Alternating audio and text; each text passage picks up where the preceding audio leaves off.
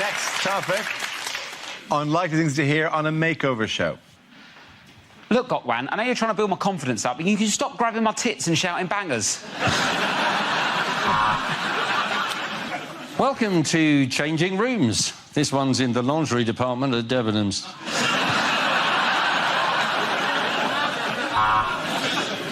I love what you've done with the bedroom, guys. I love the neutral colours. I love everything, all the new furniture. But what have you done with my beanbag? There was 20 grand's worth of coke in that. Well, why do we call it DIY SOS? Because I've accidentally staple gunned my penis to this staircase.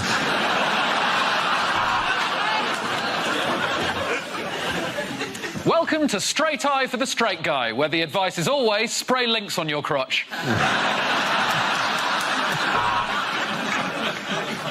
Mrs. Patterson says her downstairs is a little damp. Don't worry, Alan Titchmarsh has that effect on a lot of women your age. When Susan approached us, she was overweight, she had terrible hair, and her self-esteem was at rock bottom. But now, thanks to our team, she's got a new kitchen.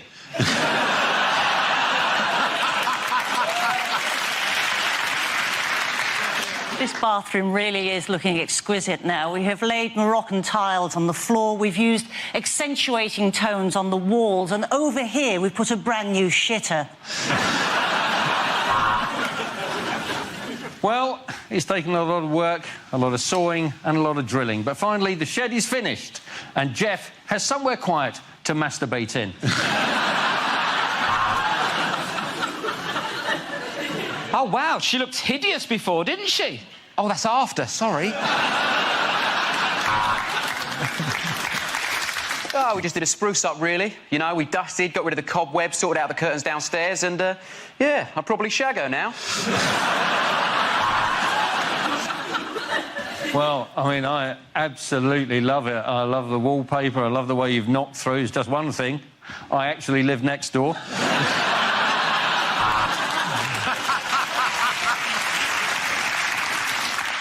I showed this couple from Sussex a delightful little semi earlier and said if they touch it, I'll do up their house. What your hair needs is volume and lots of body. So here's Brian Blessed. Why did you give me more teeth?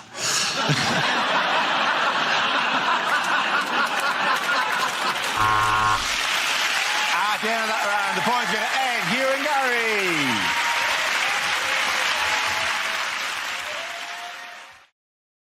Here we go. The first subject is kids. Who wants to come in on that? Ah, sweet. Ebra. Sorted. Know about this now. Ah, yes, kids. I became a dad 9 months ago.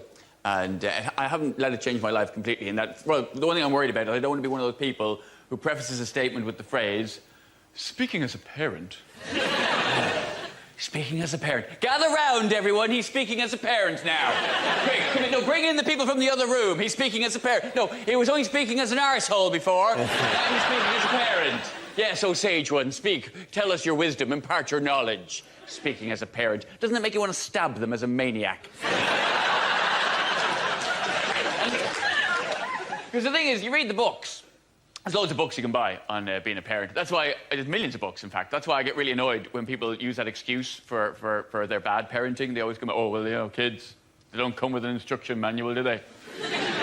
No. You have to buy one. They're like £7. But with the books, the one thing the books warned me about, it hasn't turned out to be a problem. Books warn me that, that sometimes the man can become jealous of the affection the woman gives the child. I've not had... The only issue I've had in that direction is that when I burp, I get frowned at, and when he does it, he gets a round of applause. That's not fair. So why is his wind so much more important and exciting than mine? My wife has spent anything up to an hour trying to get wind out of him. Will she pull my finger? No, she will not. Now we play a round called There's a Labour Party in My Pants and Everyone's Invited. This game involves Nish and Milton, so if you could make your way to the performance area, please. This round is a stand-up challenge. I launched a wheel of news, and wherever it chooses to stop, one of our performers must step forward and talk about that subject. OK, here we go. Let's spin the wheel. And the first topic is health. Who wants to come out? Nish. I had a bit of a health emergency last year. I was doing the washing up and I cut my hand. I was washing up and I pushed my hand into a glass. The glass shattered and it slashed my hand here and I had to go to hospital. And let me tell you this, the NHS staff are incredible. They're really nice to me. They're really sweet. One of them called me a brave boy. Which is good because I was being one, so I don't know what you're laughing at, OK? I'm the one with the badge. Anyway, before I did that, I did something which I probably regret doing. I called NHS 111. Now, if you don't know what this service is, it's a service the government has brought in to replace NHS Direct. So if you have a non-life-threatening emergency, you're supposed to dial 111 on your phones. Now, I'm sure that these people are very nice, but based on my experience, they have proportionately less skill than their numerical value compared to 999, because it was the blind leading the blind. At one point, she said, "How is the blood?" And I said, "Red," because I had no idea. Then she said, "Is there a lot of blood?" I said, "Yes," because there was a lot of blood. And she said, "Is there enough to fill a mug?" I've got no idea. I don't wish to brag. I have a lot of different mug sizes in my house.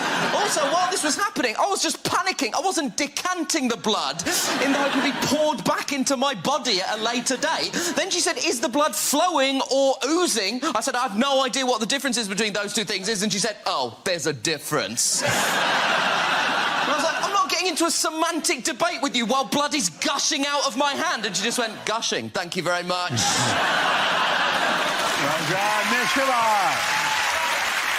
OK, that leaves us with Milton. Let's see what you've been left with. And the topic is transport. When I was at school, my bike was smashed up. It was my own fault, really. I just handed out leaflets saying, "Bullying, let's break the cycle."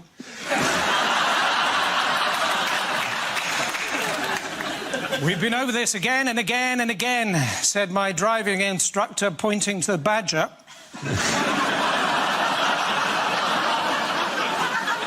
Apparently, there is actually a road in the north of England called Quality Street. And there's only one person living in it, and he's both Turkish and delightful. Tricky, isn't it, if you're both a moth and a sea captain?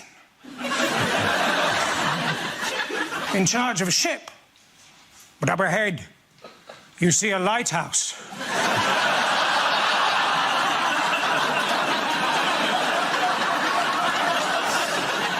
You know you shouldn't.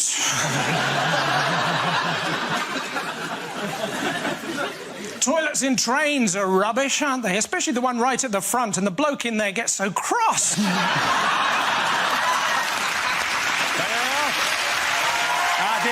And the points go to Miss Kumar. Come on, Mark.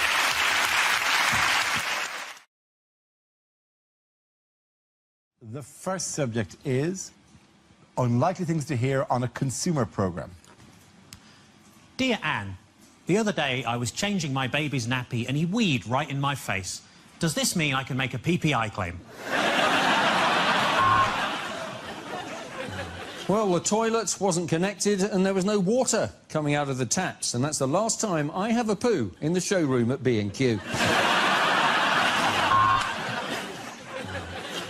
An important recall announcement now. As it transpires, a large shipment of party poppers was mistakenly packaged as tampons.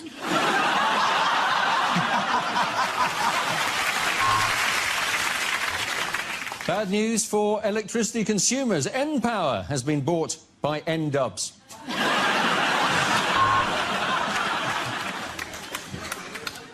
Critics say Botox is too expensive, but we spoke to 50 people who just paid for the treatment and none of them looked surprised. Mr. Jones got a nasty rash from his new blanket. Good job he kept the receipt. Unfortunately, it doesn't cover as much as his body, it's not half as warm. When they came home to find saloon doors and 6 dead Native Americans, they knew they were the victim of cowboy builders. Firstly, we'd like to apologise for the mispronunciation on last week's show, and particularly to those people who, as a result, have invested all of their life savings in ISIS.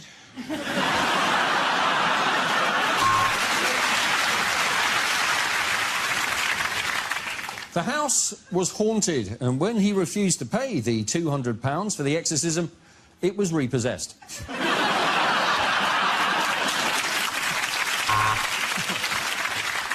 Dear Watchdog, I bought these pork scratchings, but they all taste a bit David Cameron-y. The kids were left shocked, frightened and in tears. So our advice, if you're hiring a face painter, don't book a surrealist.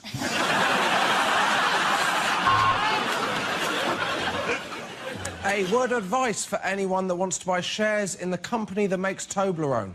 This is a pyramid scheme.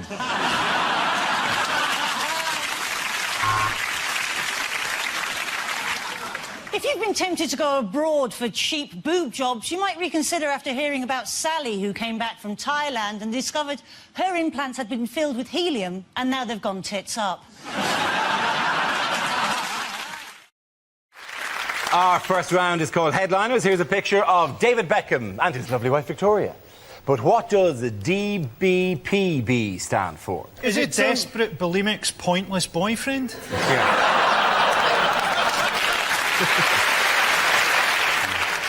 Does Beckham piss banknotes? That would be a fantastic act. Of course, you'd need a question mark, really, but it's just a game. Yeah. Is it dabbles behind Posh's back? Or is he just didn't bother packing Brooklyn?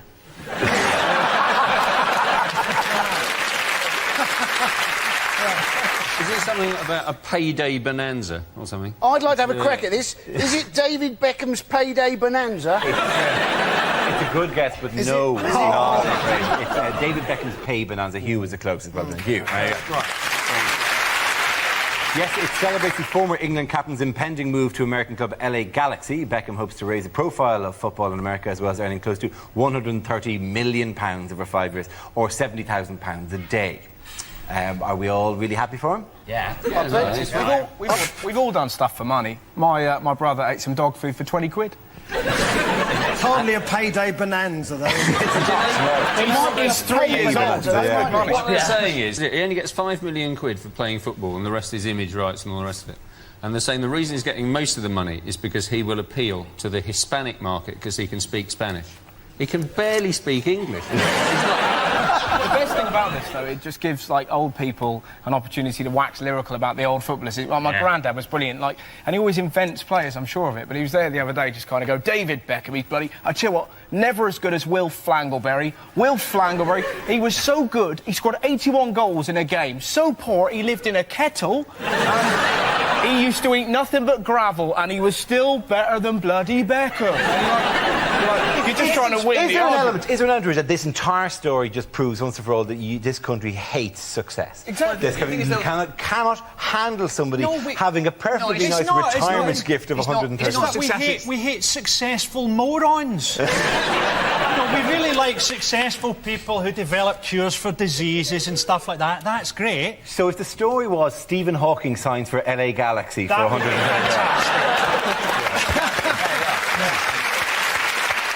It's a shame, though, because, like, really good players, like, you know, Paul Scholes is probably going to end up fighting pigs for a living when he's old. Do you know what I mean? I watched that. With Stephen How is that possible? He'll have no money, do you know what I mean? Or someone... Why are we under the impression just because Paul Scholes is quiet that he's frittered all his cash away on Findus crispy pancakes or something? Apparently he spent it all desperately trying to find a cure for gingerness.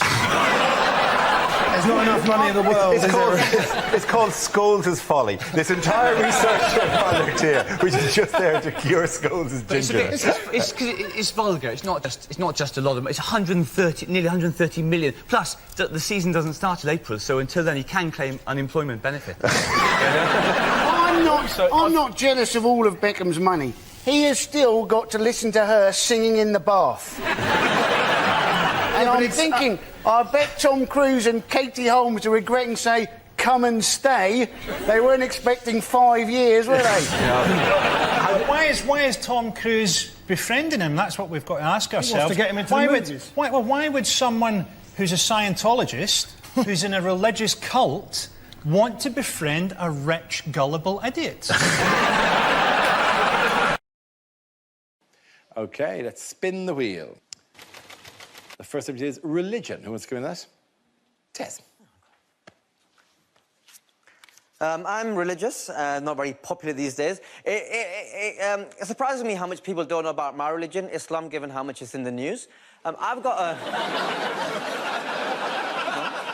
We've nailed that. I've got a good friend called Jonathan. We've been friends for years. He doesn't know that much about me. A couple of months ago, me and Jonathan were in a nice restaurant, having a nice meal. Next to us a table, minding their own business. We're minding our own business. Everyone's having a wonderful time. Halfway through my meal, the balloon closest to me from the birthday table, it burst.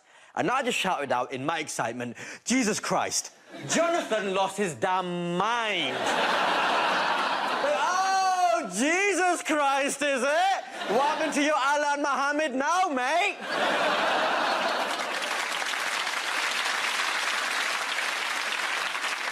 I'm like, Jonathan, what have you won? He went, nah, mate, it's just you bang on about being Muslim, yeah? But in that moment when you were scared, when you were fearful for your safety, you didn't think of Allah, you didn't think of Muhammad, your mind went straight to our Lord and Saviour, Jesus Christ. What does that shit say about you? Rubbish Muslim. All right, Jonathan, I can clearly see this is the best day of your life. 3 things. Thing number 1, you should be aware of this, but if you're not, for Muslims, Jesus, that's our vice captain. Secondly, me just invoking Jesus Christ is just me invoking a British cultural saying. If anything, it shows how well integrated I am. Thank you very much. And thirdly, most importantly, Jonathan, if at that moment there was a loud bang, I shouted in Arabic, you'd have shit yourself! Thank you very much, Charles. Very good. And it's crime. Away you go. So, I, had my cheese grater stolen.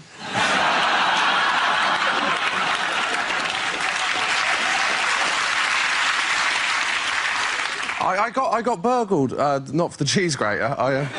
When you get burgled, everyone says the same thing to you. Everyone says, oh, tell you what the worst thing about being burgled is? It's knowing that a stranger's been through your things. You go, no. It's not the worst thing about being burgled, is knowing a stranger has my things. If they had just been browsing, I wouldn't have given a shit. Offer me 2 options. 1, come home, my laptop is gone. Or 2, come home, find a stranger in my room going, well, I like this T-shirt, but, have you got it in a large? I phoned my dad and said I've been burgled. He said, we know why you've been burgled and we haven't. It's because we're in the neighbourhood watch. I said, no, it isn't. It's because you live in Devon. A small village in the middle of nothing, but mile upon mile of moorland. I mean, no one's going to burgle you, because whatever they took, it wouldn't cover their petrol money. From what I can tell, the only proactive thing the neighbourhood watch does is once a month they have a meeting. All that does, it tells burglars for 1 night out of every 30. All houses are empty and unwatched. There's this paranoia about crime back in Devon, where I'm from. Went back recently, went into the local co-op, and it's a tiny co-op in a tiny village. But I went up to the desk, and there was a sign that said, did you know we now do legal advice? And obviously my first reaction was, no. And to be honest, I was pleasantly surprised you did sugar puffs. So... Why is the co-op now doing legal advice? Just too many people coming in going, I'll have 10 silk cut, a Viennetta, and I've killed a man. Well done, very good. Well remoted. The next round is called If This Is the Answer, What Is the Question? On the board are 6 categories. Nathan, which category would you like? It's got to be sport, please. OK, cool. Your category is sport. The answer is 1 billion. What is the question? How many white people apologised to me when 12 Years Slave was in cinema? Really sorry. I don't know him. It's cool, don't I? Is it how many pounds in cash did the Queen hide under her bed when she'd seen that Jeremy Corbyn had been elected leader? Her family security is at risk. How does someone with a cold say 1 million? That could be what caused the financial crisis in the first place. Is it how many wives would Henry VIII have had if he'd been on Tinder? I shall have her. And I shall have her. Am I even flicking the right way out? I shall have her. OK. Oh, thank you. Okay. Or is it how many crisps can you eat before you bleed to death. Having a spiky poo. Is it? From a spiky poo? Or as the Scots call it, bitey shitey. What is the first thing that happens in Billy Elliot the musical? 1 billion. Is it how many of Hillary Clinton's emails were actually spam asking her if she wanted to increase her penis size? Is it how many traces of urine are there in a peanut bowl in a piss on your hands club? Have you noticed that one? It's the right answer! Is it how many times since Saturday has Andy Burnham gone bollocks? Can we move towards the correct answer, please? OK, how many tracks are there on the compilation album The Best of Sound? It's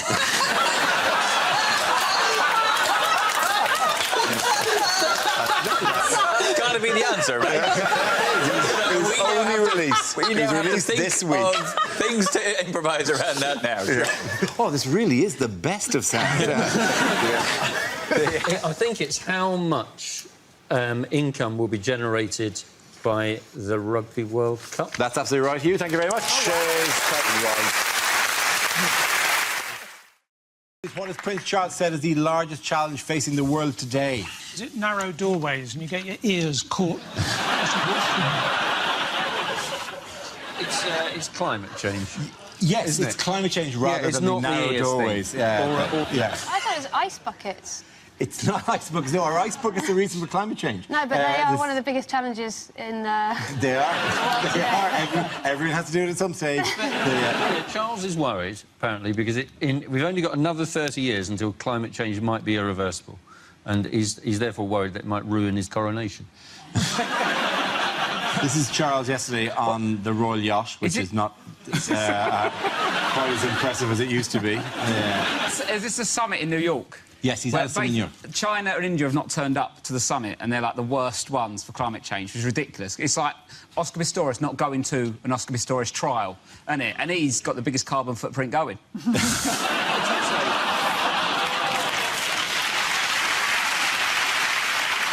the thing. I like a bit of climate change, isn't it? It's like I was in the garden yesterday. It's September. It's lovely. It's October soon. Sitting in the garden still. No? Do you not have gardens? That's weather. That's not climate. Yeah, where does the weather come from? The climate. All I'm saying is, if it goes up a bit, you know, it's not that hot in Lewisham. It's nice to have a couple of extra degrees. I'm glad you're having a nice day in the garden. Thank you. I'm sure there's a polar bear somewhere going, all right, this seems to be getting smaller, but at least Lewisham is having a nice day. So, yeah, we've had a rough few years. And I'm not going to bump into him anyway, am I? I would love it. Ding dong, and you open your door and there's a polar bear and they're going. Well, to be fair, luckily, because holding a tiny piece of ice under his arm. To be fair, my house. Because of the narrow doorways, you won't even be able to get in anyway.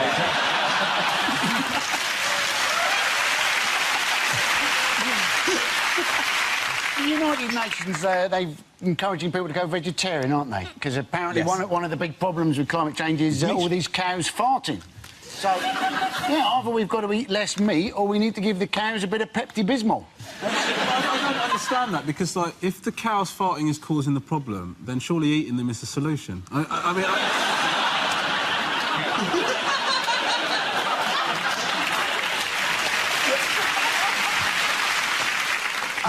You think we're eating cows as a way of saving, you know, we should we've got to eat all the cows before they fart us into a climate change? The thing, I mean, I'm speaking as a vegan, by the way, but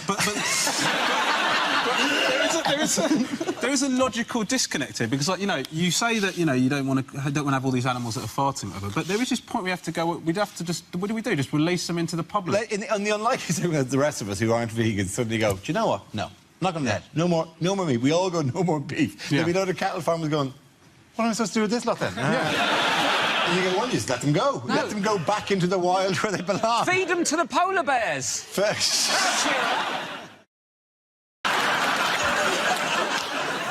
Nits. It's nits. It's super nits. Yeah. I'll tell you why they've got too many nits. Is because they're all sharing the same hat to decide which house they're going to.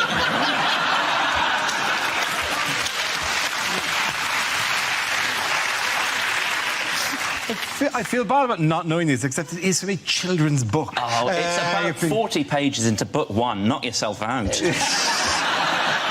I'm not going deep on Order of the Phoenix here.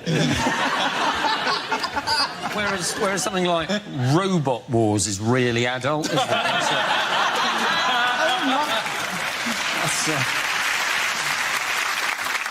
So you know nits. What's the right one? Apparently they're quite resistant to you know the shampoos that used to kill them in our day. Back in the Although day. I don't think even you had to worry. I have lovely lustrous hair. Walking around like a housing estate for the nits. So I now just you're need walking to... around like a country estate. Too many burns coming across me. I'm getting singed. I think people need to adjust their thinking when it comes to nits and just don't think of them as something you need to kill. Think of them as like pets. Yeah. Oh, yeah. You know, if a kid comes home from school with the guinea pig, you don't go, kill it! Oh, it's resistant to this particular tennis racket. No.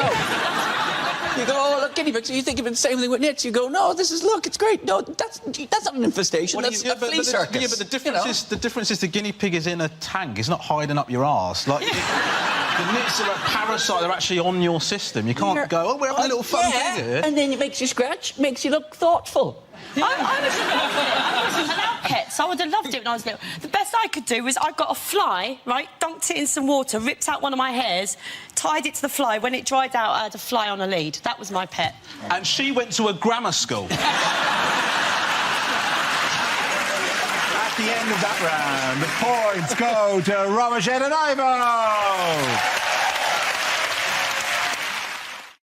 Ivo. Let's spin the wheel.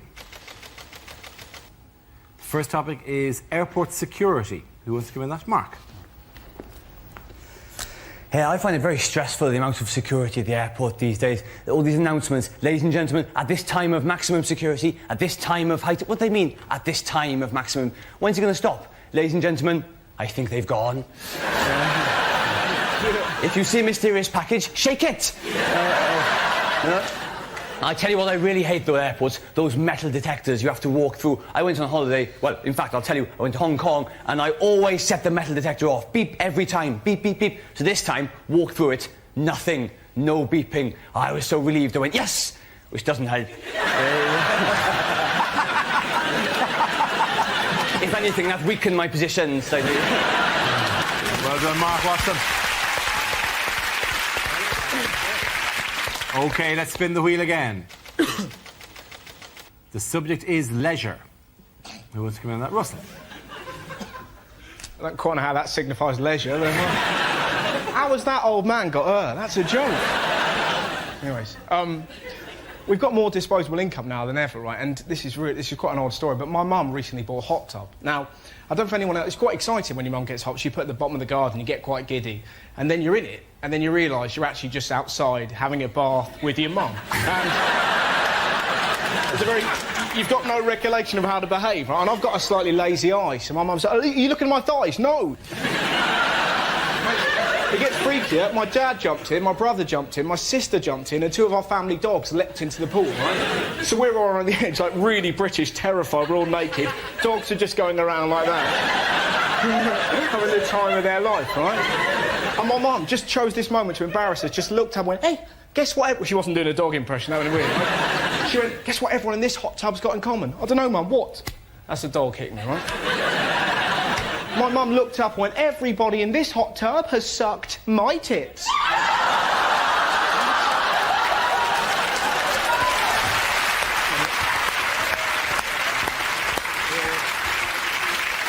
OK, that leaves us with Andy and Frankie.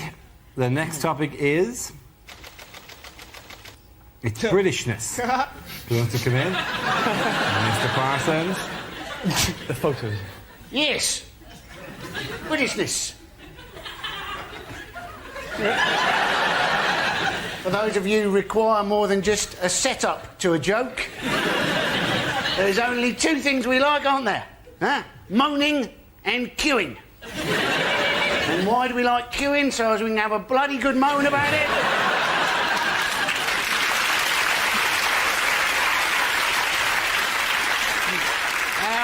long the queue is, how slowly it's moving, and how those rude foreigners have pushed in front of us because they don't have any decent concept of what a good bloody queue looks like. There you go, Andy Parker. OK, Frankie, let's see what you've been left with. It's science. Scientists have just built the world's biggest ever super collider, and they're doing an experiment to find out what makes up protons. I hope that if the experiment's successful, the whole of our reality will dissolve and a big sign will come up that says, Level 2.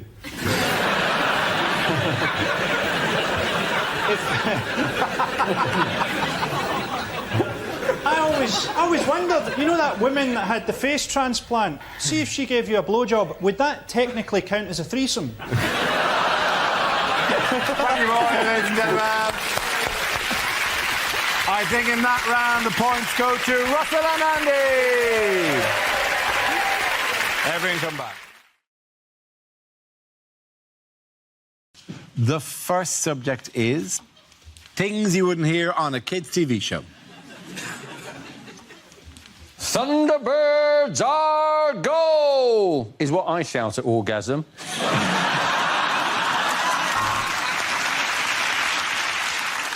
No, Lala, I'm afraid you're not Teletubby, you're Teleobese, and if you're not careful, you'll get telediabetes. Don't ask your parents' permission before you phone. Those dicks will only say no. And on today's Horrible Histories, a 1970s episode of Top of the Pops. Right, young Womble, today we're going to destroy the Wimbledon Tennis Championships and get rid of all this dog poo from the common. Get yourself a golf club.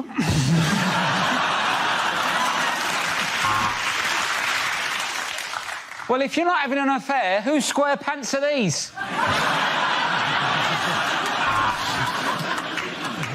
Well, things are hotting up in Balamory.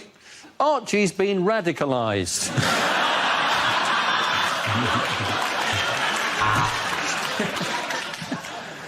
Well, Miss Hooley, I'm wondering if I'm going to be regretting this job in 14 years.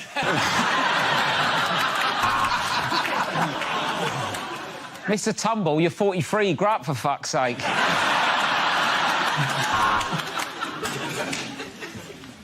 Johnny's dad said, do your revision.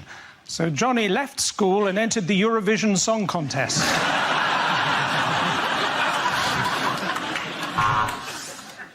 Daddy Bear said, somebody's been sleeping in my bed. And Mummy Bear said, it was probably your whore, Linda.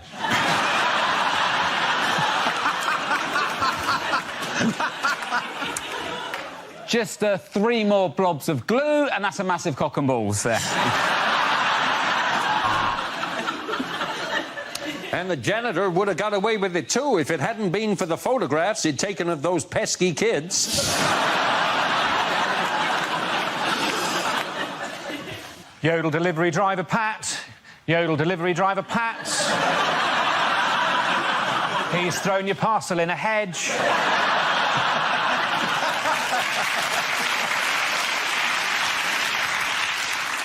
And now it's time for our resident band of children violinists. Please welcome the Kitty Fiddlers.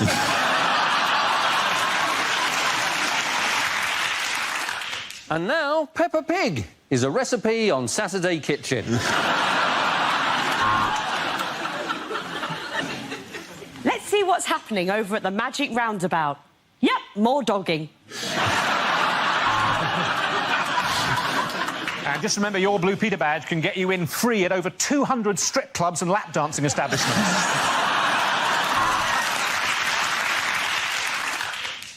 Look, Giggle Piggle, it's the Ninky Nonk. Oh, the Nink...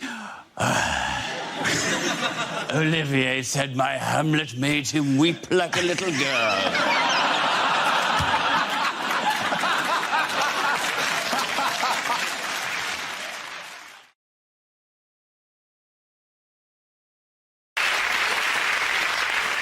Now we play a round called Harry Potter and the Wheel of News.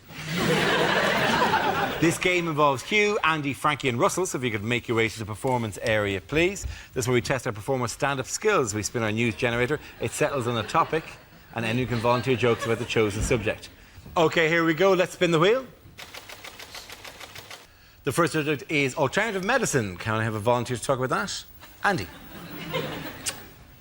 Apparently, a lot of people trying to get into therapy at the moment. Other people knocking it, saying, you know, oh, well, you should just lose your inhibitions, talk about your problems to your friends. I thought I'd try this. I talked about my problems to my friends for a whole hour. Lost my inhibitions, also lost my friends. I now tell my problems to taxi drivers. 2 advantages in this. 1, it stops the taxi driver from telling you his problems. And 2, it's amazing how much quicker you get to your bloody destination. Well done, Andy Parsons. OK, let's spin the wheel again. The subject is the media. Who wants to come into that? Russell. I'll do that. I'd see, you know, the way I like getting the news is Radio 5 Live. It's fantastic, 'cause it's just news and nutters, isn't it? They'll read out, like, that was the Pope's view on abortion, and then, hello, Felicity Puddleduck here, livid and ill-informed. I'd just like to say those harlots should give birth to their children aged 2 that charge you to national service. I'm off to bake a cake. And sat there listening, and then the next night, David, are you out of your mind? Cloning? Think it through. 2 versions of me. Want to go out and commit a crime? Who gets blamed for it? Me! I'm doing it 20 Street. He's banging my wife. Where's the justice? And you sat there listening to these nutters, and then the most ridiculous story. A man in Bristol's found the face of Jesus on a crisp. And suddenly, I couldn't believe it. I opened up my frazzles. There he was! Russell Howard. OK, the losers Hugh and Frankie. The next topic is sport. Do you know, I've heard a rumour that horse racing may not be completely honest. It's unbelievable, isn't it? But how do you stop the corruption? Well, one solution may be to call horses something like mafia-backed second favourite. Because if everyone did that, everyone would be confused, no one would know who to bet on, and the whole thing would be fair again.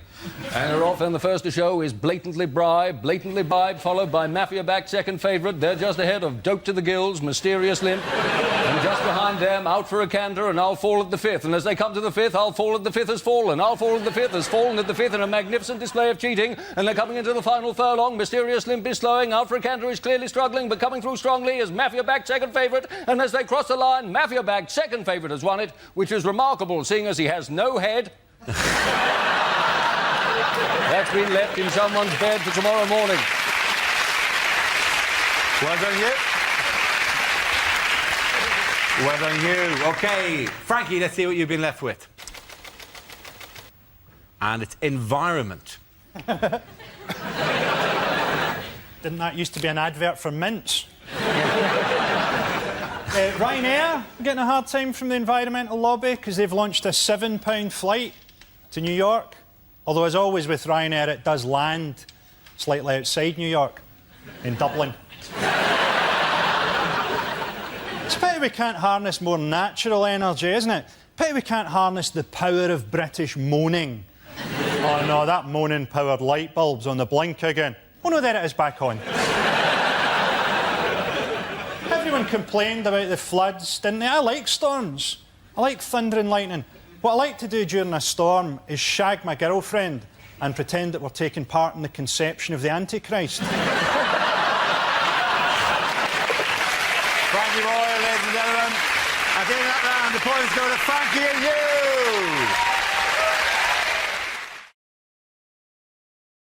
And now we come to our special Christmas quiz. I asked the panellists a series of questions all about the festive season in the hope of filling 5 minutes we're trying to get out of this of our Christmas special. So, teams, here we go. First question, what Christmas tradition was it? There are no buzzers or any points. This show is not built in any way to accommodate genuine quizzes. But nonetheless, you can take your turn. Which Christmas tradition was inaugurated by Sir Henry Cole in 1843? Is it the Christmas tree? Is it not the Christmas tree?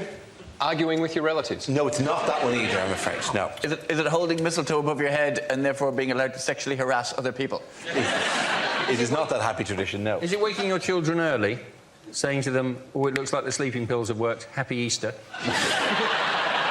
Is it going to church just once a year, and that's usually at midnight after the pubs have closed because you want one more glass of wine? Man, you really want to be desperate for your wine, wouldn't you? That is something to bring up at an AA meeting. I sat through God. That's how much I wanted another drink. Is it a Christmas stocking? That's not Christmas stocking. That's a Victorian tradition. Were you trying to mime something there for us? It was... The Christmas card. Yes! Well done, Ed Byrne. Points for him. Congratulations. There are no points. I know there are no points. You promised us there'd be no points. Name Santa's reindeer. I'll take attempts at this. Donner and Blitzen. Correct. Prancer and Vixen. That's 2 each. Dasher. Yes, 3 It's like you're doing a duet. Donner. But not Rudolph. That's a lie. We've had... What have we had? I've lost. I'm actually lost. Donner and Blitzen. Donner and Blitzen. Some Dasher, Comet. Bashful. Bashful, Sleepy, Doc and If one's called Comet, one's going to be called Curries. Almost. Dasher, Dancer, Prancer, Comet, Vixen, Cupid. Cupid? No, we said Cupid. Ridiculous name for a reindeer. Cupid. They must have teased him, though, with a name like that. They must have teased him. He must have been the reindeer that they teased. Reindeer are notoriously shallow, in fairness. If the story about Rudolph is anything to go by, reindeer are ridiculously shallow. And they will make fun and they will slag you off until you get a job with Santa, and then they will all love you. The last line of that song should actually be, and then Rudolph turned around at them and said, well, fuck yous, I'm with Santa now. Merry Christmas, everyone. Why did you look at my ass for the entire... Why don't you fly the entire world while you look at my hole? Right? It doesn't matter how fast we fly, that's all you're going to see. Ho, ho, ho. Yeah, all you're going to see is my hairy reindeer ass going all around the world. The nose is in the front, bitches. The nose is fighting fog, but you're looking at my ass, Cupid. That's all you get. Enjoy your reindeer game. Oh, can we move on? Oh, sorry, is that not festive enough for this ridiculously contrived? Sorry, am I not striking the mood of the nation at this stage? Yeah, look at the bitches! Look at that ass! See you, baby. Shaking that ass. Shaking that ass. Yeah. Good night. Yeah. Ho, ho, ho. Bad thing to say at the opening of the new Wembley Stadium. Is it just me, or does it all feel a bit wobbly? Due to a double booking, England's first match is against Simply Red. Ladies and gentlemen, James Blunt.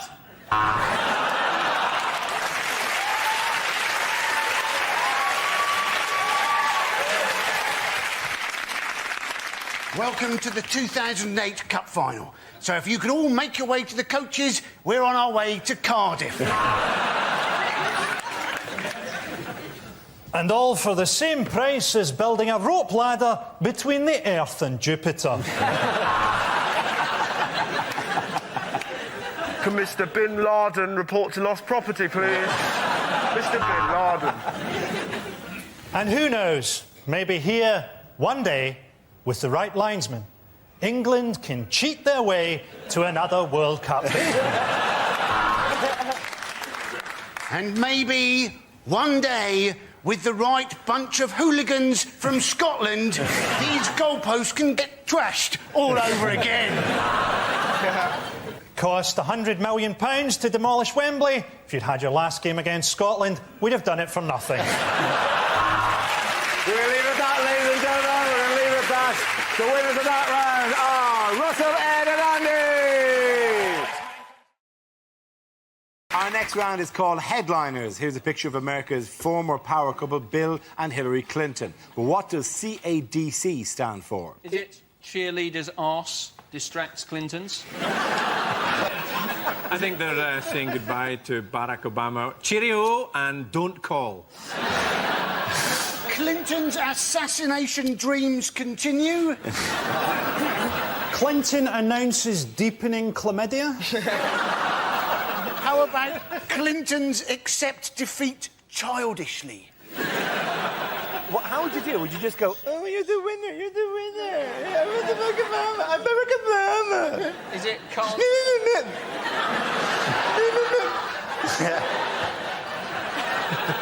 Is it chimpanzee amazes drugged couple? He's just like that. Oh, oh, oh, and they're like. That would amaze me. I'm sorry, no drugs involved, but that would amaze if a chimp went. You go. That is one hot chimp. Come on, that would amaze you if they can train them to move a piano. Or make tea. To be honest, how much money would you love to go to London Zoo just to see one day a pole dancer training a monkey how to dance? Let's do it. We've got clout. when he's in the highest office, when you're premier. To be honest, that is number one on the list. Is it Clinton's address Democratic Convention? It is, of course. Well done, Hugh. Very good.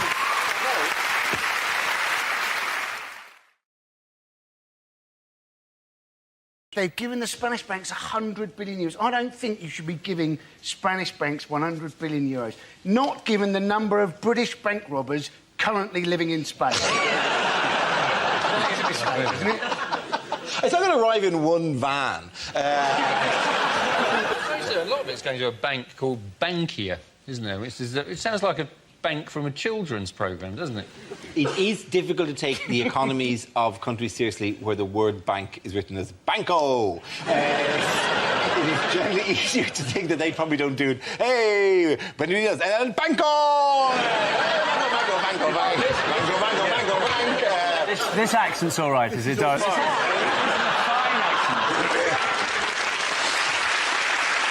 sorry. To be honest, Dara, you've been doing a ridiculous accent since the beginning of this series. No, but Dara, it does help when you go on holiday there, though, doesn't it? Because, you know, even someone like me, I walk along and I go, supermercado. I reckon that's a supermarket. Banco, that'll be the bank. Bar. Got half a chance. You've been to Japan? Nothing. I give you nothing. You walk about, you know what you're doing. I was in the bank the other day, this is absolute truth, and a man had a shit on the floor. It was the most shocking thing I've ever seen in my life. He just shook it out That is one hell of a deposit that he has made.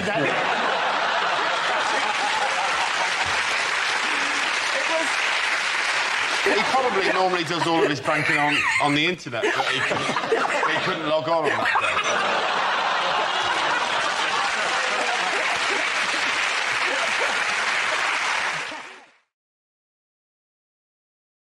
Okay, here we go. The first subject is things you wouldn't hear on a science documentary.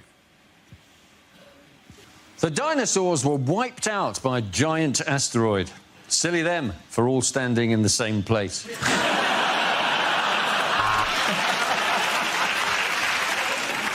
Let the proton see the electron. See, and the problem with cocaine is it's well Moorish.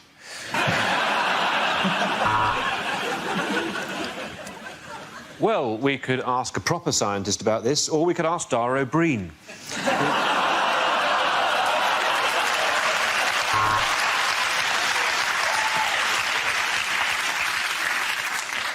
Hello, my name's Dara O'Brien. And to try and bring science to the masses, I'm going to appear in a programme with Stephen Hawking wearing a ridiculous hat.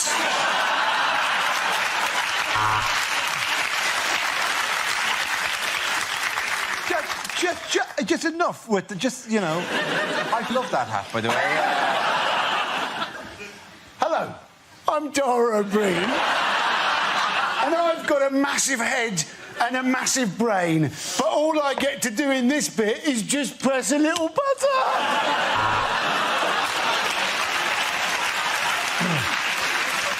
Mr. O'Brien, I award you a PhD. Phenomenal head, Dara.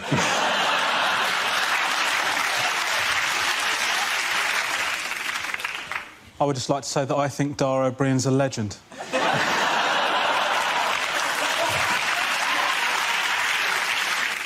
I work with Dara O'Brien. And today, my experiment is to turn this joke into a P45. Let's spin the wheel for the first topic. The first subject is transport. Who wants to come in that? Miles. Yes, transport, public transport. Why is public transport so horrendous? Well, the clue is in the question, isn't it? It's the public. You're horrific. I don't take public transport terribly often, but sometimes I do it for a dare. Some friends and I once had a competition to see who could stay for the longest on a night bus without vomiting. Although, once I got on the bus, it was quite clear that all the other passengers were involved in a similar competition. None of them were doing terribly well. My seat had a sign next to it saying, "This seat is particularly appreciated by the elderly and infirm." Yeah, certainly smelt like it. Now, what a journey. Every time somebody pressed the stop button, it pinged. The oik sitting next to me stood up because he thought his McCain's microwavable chips were ready.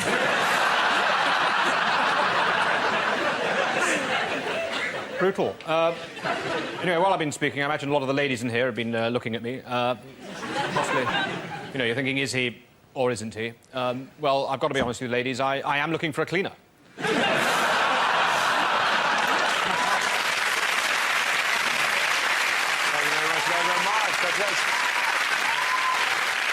OK, let's spin the wheel again.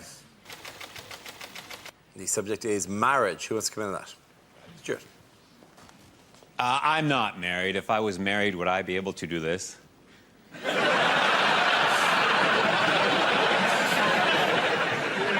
For that long? I am married. My wife and I met at a castanet class where we clicked. That's not entirely funny. No, we actually met in a museum, and the rest is history. 14 more.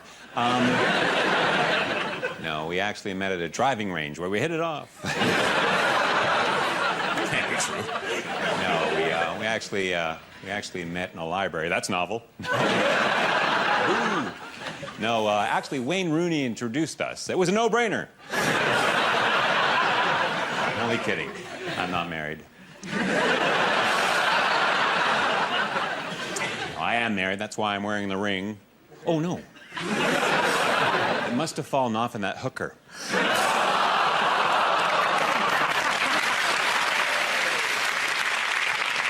Anybody who's married knows what I'm talking about when I say this, that you really find out about someone after you marry them. Like, for example, my wife doesn't have a peanut allergy. No, it turns out she has a penis. That's it, she has a penis.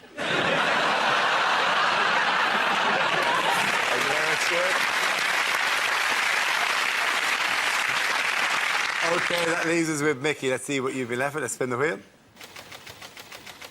And the subject is parenting.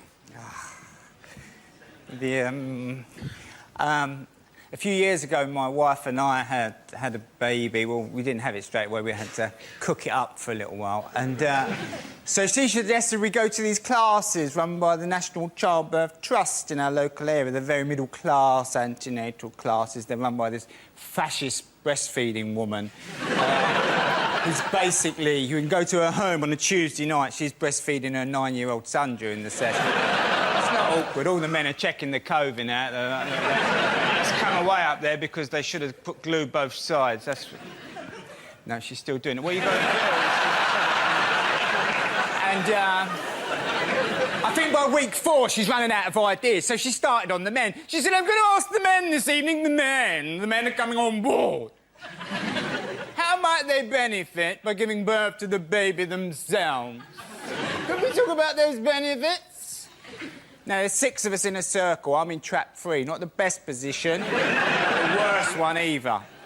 Chap number 1's in the best position. He said, if you gave birth to the baby yourself, he said you'd have an empathy with womankind and her struggle over the centuries, creating a greater relationship with your partner. I was thinking, oh, cobblers, I was going to use that one. Chap number 2 dug in, fair enough. He said, well, if you gave birth to the baby yourself, he said you'd have a bond with the child at a more primeval, physical level. Started crying. Nice touch. Mother Earth looked at me, I'm having a panic attack. It's all gone a bit hazy. She said, Michael? I said, well, at least you'll be 100% sure it was yours. OK, the end of that round. The point's going to make it time again.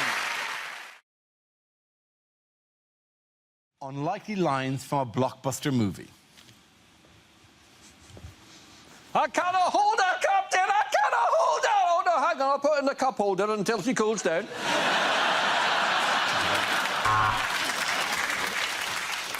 Luke, I am your father. I think your mum went for about 3 stormtroopers before me. Good news, Lord Vader. The rebels have voted 55 to 45 to stay within the Empire. I am Thor, protector of Asgard, god of thunder, and I have lost my hammer. Great hell, where in this Wix can I buy a new one?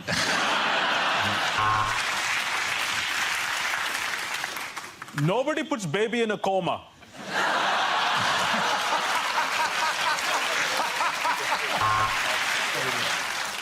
Is it raining?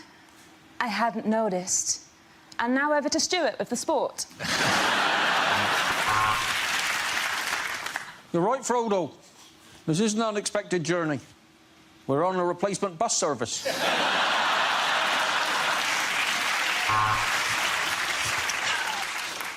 You know what? I never liked Private Ryan. I say fuck him.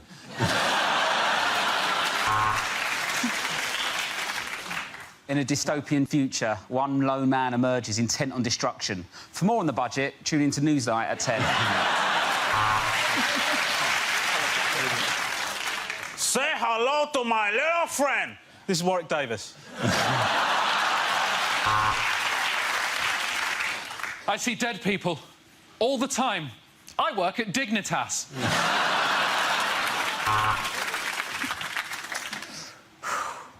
In all the Weatherspoons in all the world, he had to walk into mine. Tall fella, answered to the name of Dara, said I'd recognize him from the back of a megabus.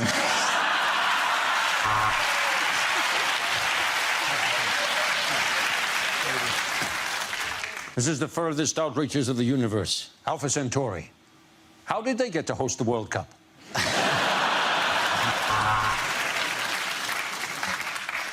Are you looking at me? Are you looking at me? It's just very difficult to tell you've got a lazy eye.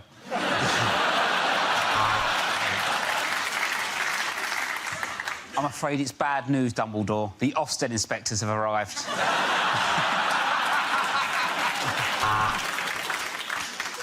They brought the dinosaurs back to life. Welcome to the best exotic Marigold Hotel.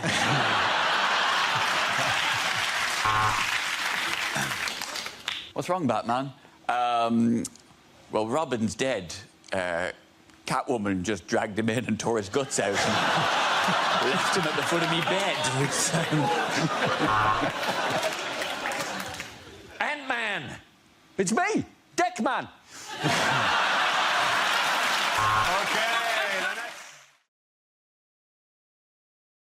I had a really good analogy for this, because I think it's really, really terrifying, isn't it? These voiceless people seem to be having, and very vulnerable people having their benefits cut. And the trouble with Tories is they tell you that they kind of sell this idea that it's these people's fault.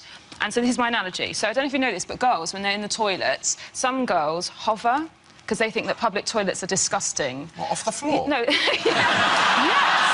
It's amazing. We can do that. You are amazing!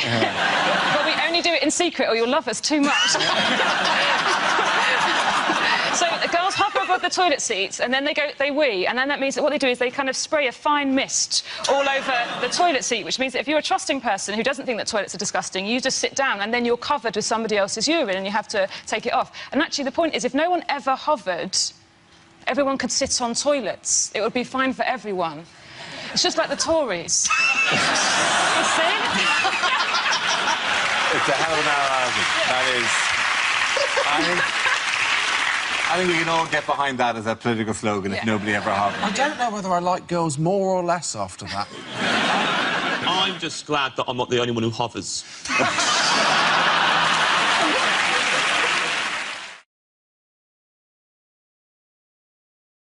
Start with a round call. If this is the answer, what is the question? On the board are 6 categories. Zoe, which category would you like? Politics, please. OK, your category is politics. The answer is 50%. What is the question? What is the name of 50 Cent's mathematician brother? Is it what does Heather Mills save on IMAC? What is the most you'll have to pay for a sofa at DFS? What is a bad answer to the phrase, how much do you love me? Is it the percentage of Ant and Dec that is forehead? Is it you're a 19-year-old Glaswegian male, how much of your life is left? Is it if I entered an orgy covered in Marmite, what would be my success rate? But to be honest, I always find that when people say, oh, I'm a Marmite kind of person, people either love me or hate me. They're always people that everybody hates. Is it how much of Silvio Berlusconi is made of oil? Is it what percentage of the population, rather than a TV debate, would like to see Cameron and Brown have a cage fight? I would love to see that. So would I. Yeah. Who would win that? I would imagine Brown. Yeah, Brown He's got moves. He's also got that dislocatable jaw. Yeah, he can actually swallow your whole. He could swallow you. He can actually take a jaw down. Imagine that. Wouldn't that be incredible? If Cameron ran towards you. Cameron's legs. Is it, what was the proportion of cats that died during the making of my ill-fated television pilot, Cat versus Bleach? It would be 100%, surely. Do we have an answer that we can do? I think it's what percentage of the top jobs in the Labour Party does Harriet Harman think should be filled by women? You're absolutely right. Very good. Well done, Hugh. Thank you very much.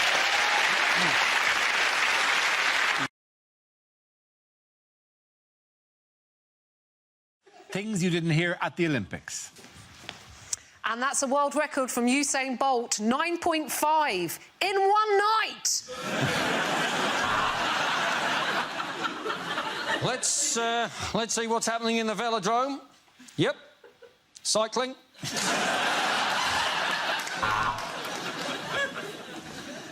Oh, you won a gold. Oh, well done. What in? Canoeing? Oh, get a life, mate.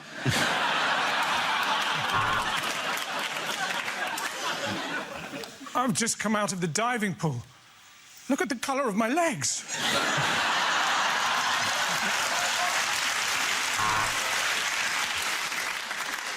Look at that masterful control of his javelin. He really is the best streaker we've had all year. Well, this is the pommel horse, and that plaintive neigh is the horse they are pommelling.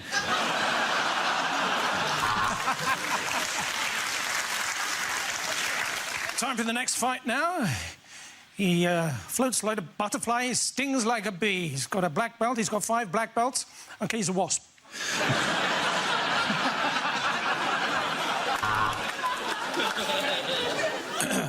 And if you'd like to enjoy our coverage of the dressage, we recommend MDMA.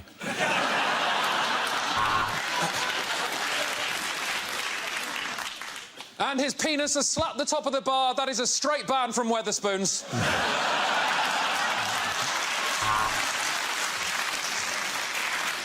The allegations of drug use have been strenuously denied by the new Russian Minister for Doping, Keith Vaz. We were afraid the Chinese were going to use doping, and here she is. What a fantastic athlete. Doping!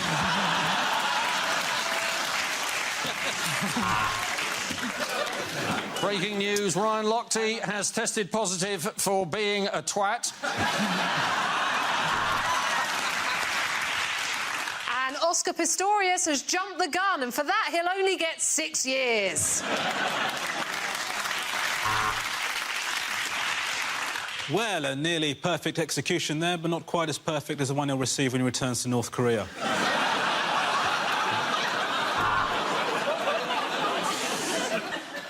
You join me live at the All-Stancing. Fucking state of it.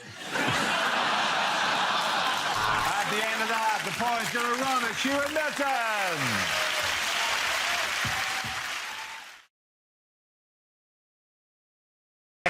Topic is unlikely things to hear on a breakfast show.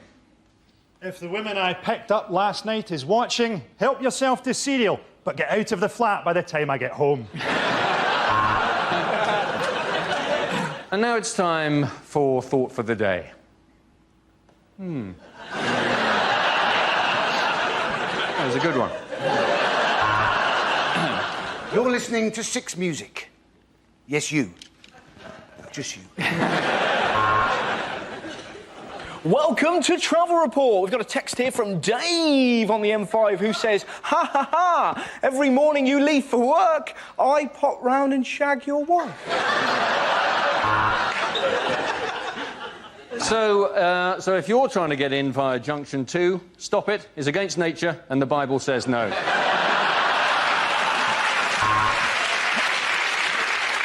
Next, we speak to Fern Britton about having her stomach stapled, this time to an enormous chocolate cake. In other traffic news, if you're on the M11 headed towards Middlesbrough, I would turn around because it's a shithole. Hello, I'm doing a survey into the effects of replacing milk on your Weetabix with Red Bull! And we can see there's been an accident northbound on the M1, and it is a beauty. Welcome to Radio Tourette's, you shit monkeys. You may think of it as a breakfast show. I had mine at 4:30. Later, Vanessa Feltz will be joining me on the settee, and I'll be bouncing through the fucking ceiling. OK, at the end of that round, the points go to Frankie, Hugh and Jack.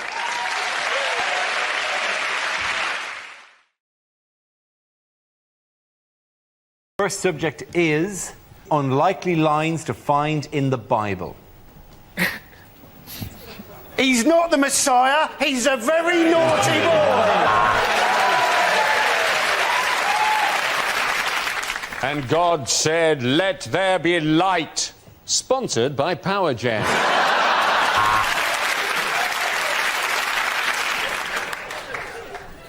A long time ago, in a galaxy far, far away. And God said, right, that's the 14 commandments. Now, will you remember all those? That's very good. Table for 12, Jesus. I can do 2 6s at 8:30. And on the 8th day, God created a magic talking leopard and forgot all about us. And Mary said God had given her a child, so Joseph went and joined Fathers for Justice. It rained for 40 days and 40 nights, although Thames Water still had a hosepipe ban. St. Paul's third epistle to the Corinthians. Dear Corinthians, I've written to you twice now. No reply. I don't know how you do things in Corinth, but where I'm from, that's a bit rude.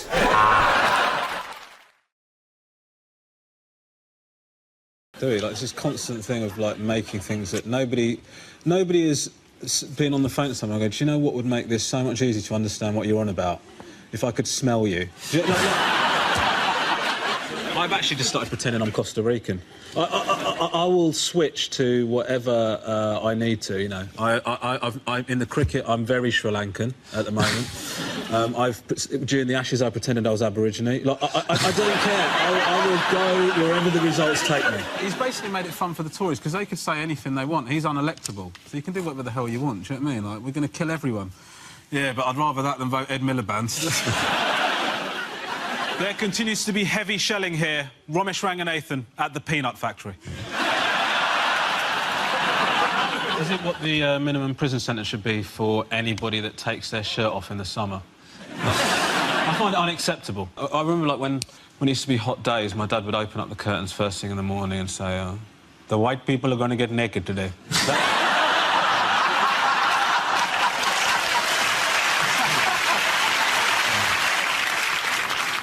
Just this morning, we confiscated a bag of cannabis, and now we're asking all students to come forward if they've got Pringles.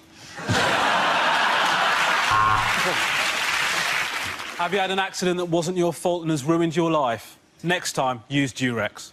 I don't understand that, because, like, if the cows farting is causing the problem, then surely eating them is the solution. I mean...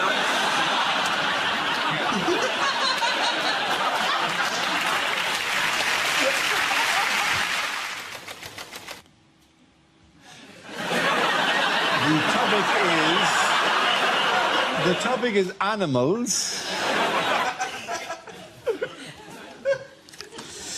I'm into animal rights, actually. I recently watched this film, Blackfish, which is about this killer whale that ate 2 of the trainers at SeaWorld, killed 2 of the members of staff at SeaWorld. And it's an interesting film, but I do have some issues with it. You know, one of the things they say in the film is we call them orcas.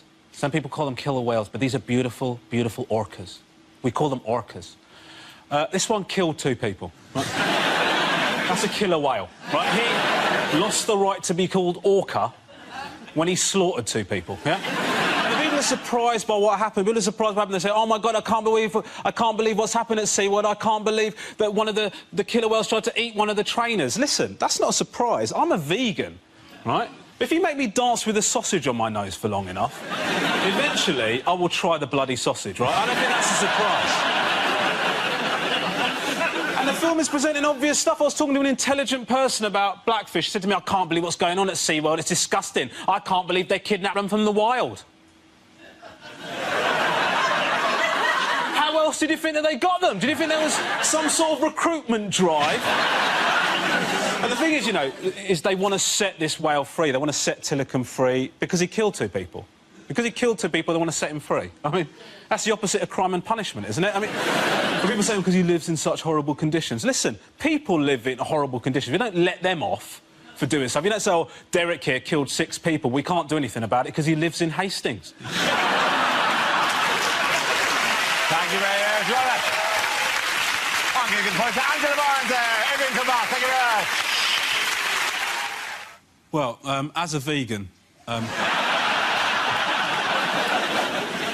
I wanted to supplement my son's education, so I'm helping him to learn to read. That's one of the things that I'm doing. And helping your child to read is one of the most magical and rewarding things that you can do as a parent, on day 1.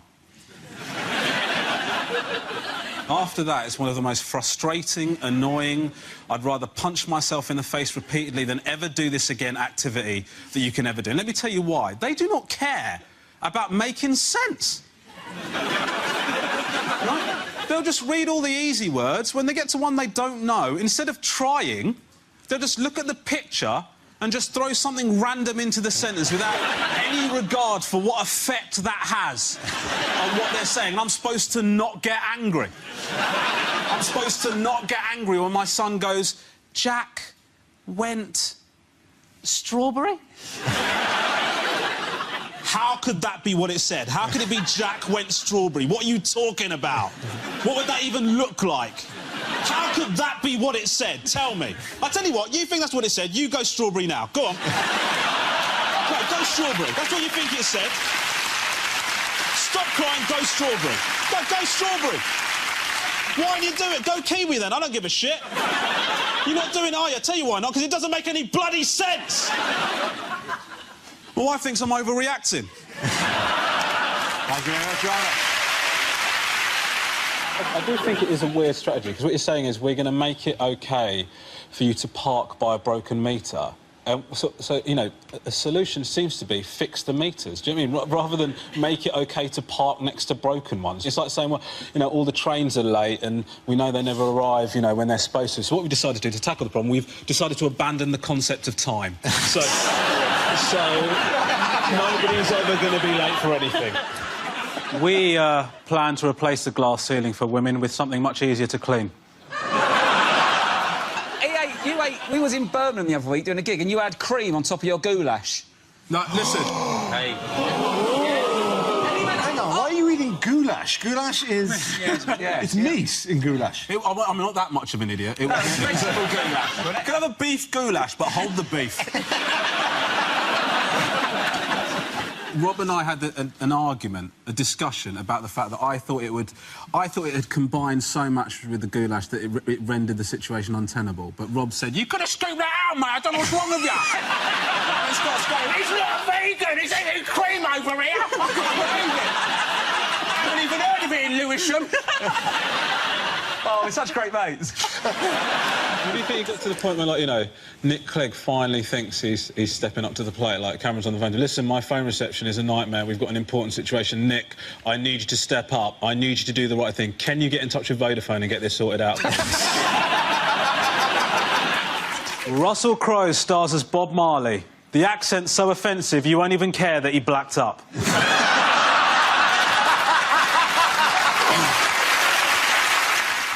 As I report from my 6th day here in war-torn Syria, I think the lesson learned is that I should never have called my producer a wanker. A UKIP film presentation, 101 damn Asians. Newark is actually an anagram of Nigel Farage's nickname.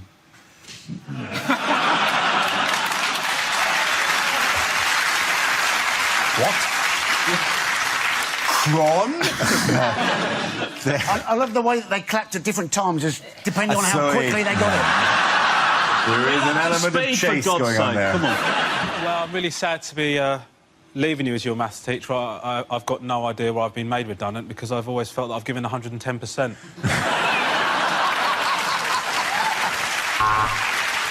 I think, you know, actually we should be talking about immigration now, because it's a good thing that he's put it on the table, because, you know, a lot of Europeans are coming into the country and taking jobs that my parents worked so hard to steal in the 70s.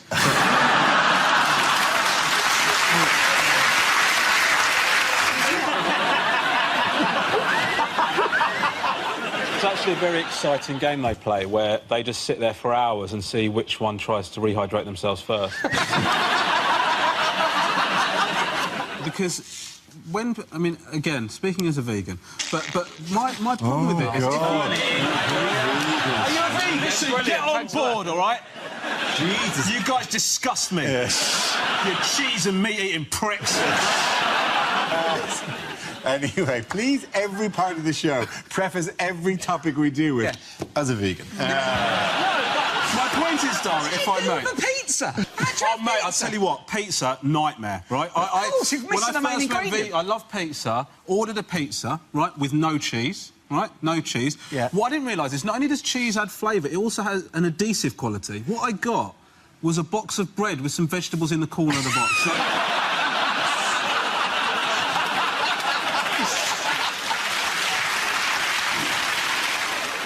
The public have spoken, and they said that I'm a knob. We're not interested, we're not engaged. I think they should combine the election of the leader of the European Commission with the Eurovision Song Contest. So, How is combining two things that we're not interested in going to make it more interesting? The issue that I have is that, you know, UKIP sort of attracting votes from sort of the elderly. You know, that this is sort of who are increasingly supporting them. And the thing is that you get worried because you think, well, I've sort of had more racist experiences from elderly people, and you can sort of understand how this comes about. But I actually think that elderly people should just be allowed to be racist, because, like, they've got enough shit going on in their lives, like, without having to re-educate themselves. Do you know what I mean? Like, I've pissed myself, I've got 2 false hips, and now I can't say darky. Like, it's... I'm quite happy to make him feel comfortable, bump into an elderly person, just give him the old wobble head to make him feel all right.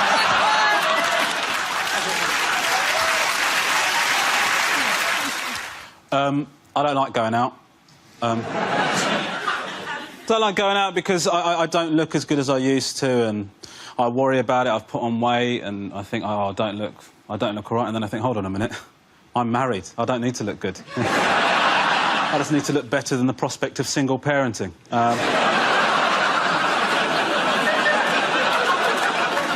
And I think I've got that in the tank, you know what I mean? I went out a while ago, and I was out with my friends. We're all in our 30s. We look like awful tribute acts of us in our 20s, and... There's guys there, they're in their 20s, looking ripped and amazing, and I'm thinking, are they going to make us feel bad? Are they going to make us feel awkward? Are they going to make us feel like we're stepping on their turf? And the truth is, they ignore us. Of course they do. Why would they care? See a pride of lions hunting gazelle, they're not going to give a shit when a 3-legged hyena rocks up, are they? Comes to the end of the night, this absolutely gorgeous girl walks up to me, does not break eye contact for a second. I said, hello, this is happening. Can phone my wife, tell her I've still got it. The girl walks up to me, says to me, no word of a lie, taxi for Rachel.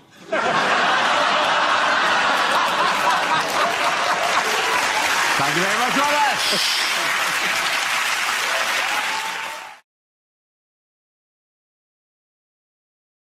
Now we come to scenes we'd like to see. So if everyone can make their way over to the performance area, I'll read out this week's topics, then we'll see what our panelists can come up with. OK, here we go. The first subject is rejected exam questions. History. Did I delete it?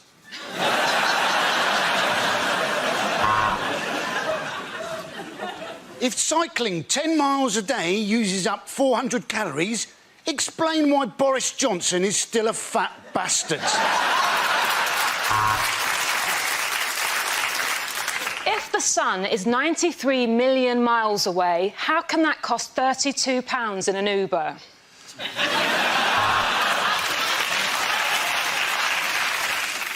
Where is Greece? Is it A, the southern Mediterranean, or B, up shit creek?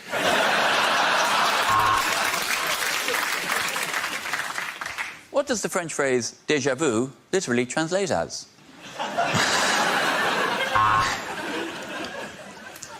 Using examples of Michelangelo's work, write 500 words on why he was the best turtle.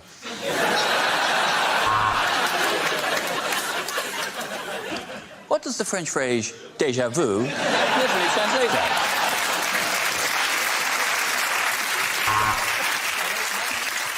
Question A. Media studies. Is it a real subject? Question B. Is it...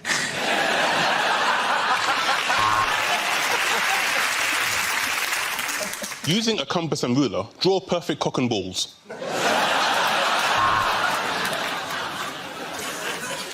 Is this a rhetorical question?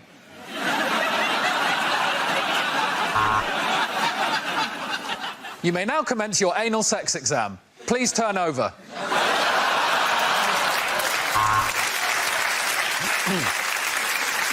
Explain how UKIP became a major force in British politics without using the word wanker.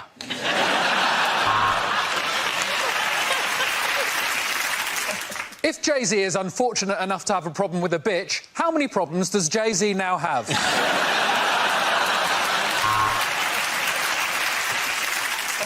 Aggravated violence, question 1. Why might you use a bit of rubber hosepipe? No marks.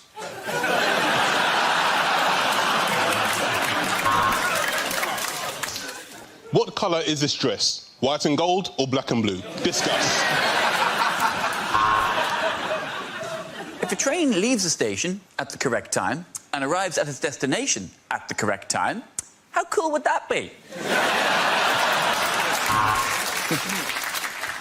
Chemistry. Me, you. Is there any?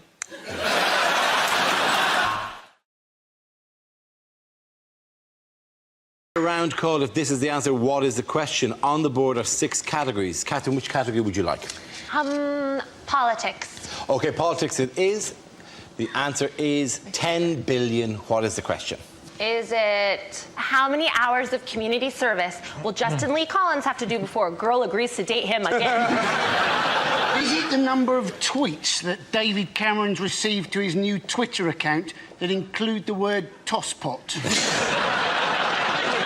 Is it, if the planet Earth wore trousers, what size waist would it take?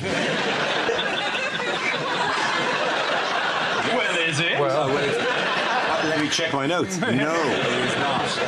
Is it how many units do I get through a week? Is it... What does 10 million sound like if you say it when you've got a cold?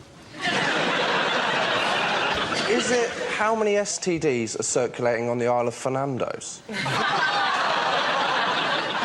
I don't even know. I don't... What? From Take Me Out. I always thought Take Me Out was a show about people who wanted to be assassinated. Is it how many tattoos would I have to look remotely hard? Is it after how many sheep do you know that you're really not going to go to sleep? Is it how many undeserved chances will Rihanna give Chris Brown? Is it how much would Mr. T get if he went to Cash for Gold? Excellent topical reference there. Is it how many sugar puffs can you get in a pillar box?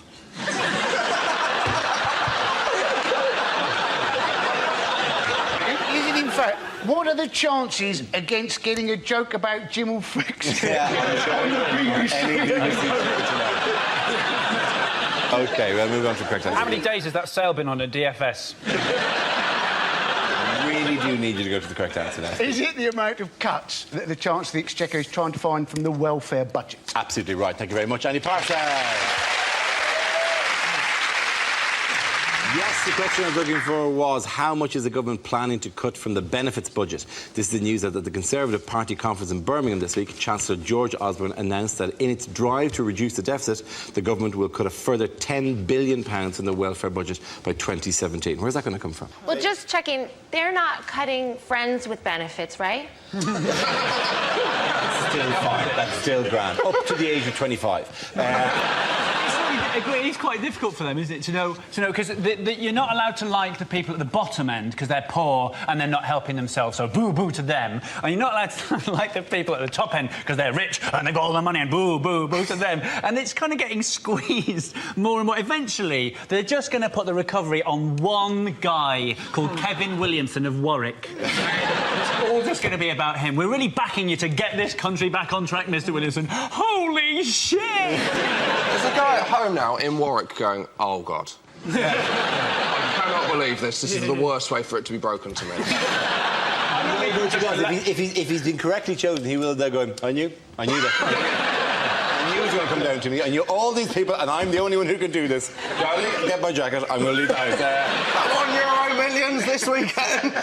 David Cameron was determined to change the image of the Conservative Party, wasn't it? He wanted to just stop people thinking of them as the nasty party. He's done that now, because they're now thought of as the ruthless bastards party. I feel sorry for the Tory party, because apparently last week they were all sent a badge saying Britain can deliver, but none of them arrived.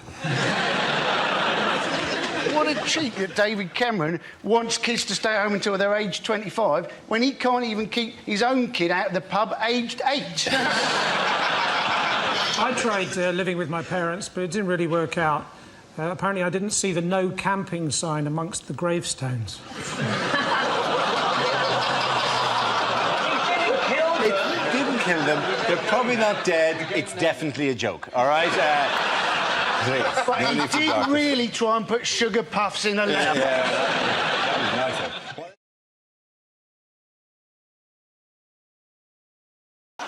Why did one of Corbyn's shadow cabinet appointments upset farmers? Oh, it's his farming minister is a vegan. She's the only politician less welcome on a farm than David Cameron. The good thing about having a vegan agriculture minister is they will not talk bullshit. They talk organic mulch. She wants to treat meat eaters the same as smokers, doesn't she? And you're thinking, well, you know, certainly if you go into Pizza Hut and order the meat feast, you'll think twice about that, wouldn't you, if you have to eat it outside? I don't know. If people gathered outside offices to just eat meat, I think that would become enormously popular. Just do the pepperami like this. Yeah, exactly. Bloody hell, it didn't used to be like this, did it? Sitting under one of those heat lamps, it's slowly cooking.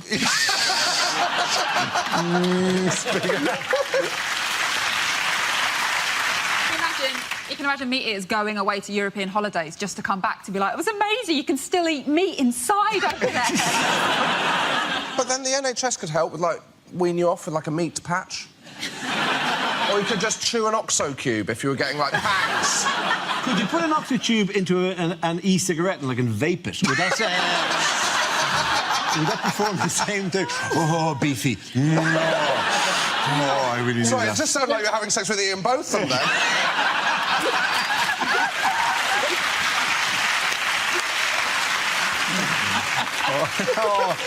Tell him again about those long walks, beefy. I think she's got a point, though. I think meat is quite similar to smoking. I think, you know, a lot of people after sex, they like to have a cigarette. And I like to, after sex, just have a quick spit roast.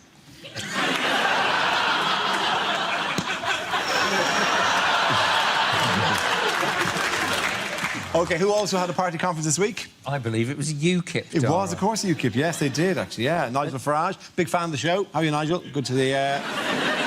The thing about it was that they didn't have enough people, did they, at UKIP? They had to slash the ticket prices because nobody was turning up. I mean, they keep on telling us the country is full, but they can't even fill their own conference hall, can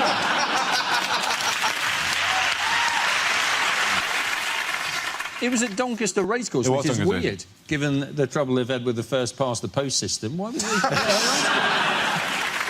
Why are these people paying to go and watch the UKIP conference? Do you know what I mean? If you want to watch, like, boring old men in shit clothes talk about hating foreigners, Top Gear's on Amazon soon.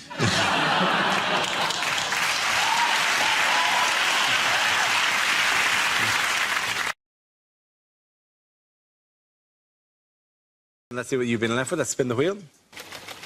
And the topic is transport. So I was on the bus the other day. Driver stopped, got off, wouldn't come back. Apparently some bloke with big teeth kept talking to him.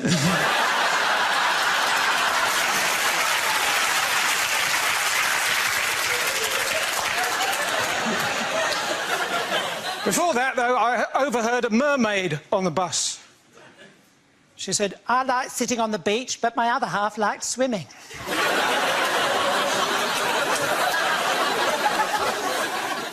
Anyway, reading between the lines is dangerous if you're waiting for a train. Anyway, I did a show in Liverpool recently, and afterwards a bloke came up to me and said, Hey, listen, I want to talk. I said, well, just keep practising.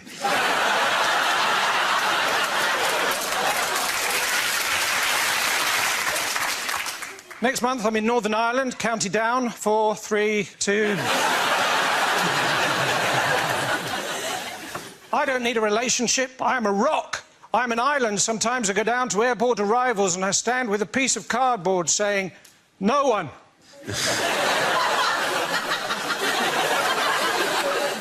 Well, I did that until I had to give a lift to a Mr. Noon.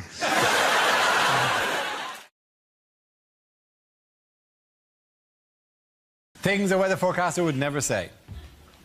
The sun will come out tomorrow. Bet your $1,000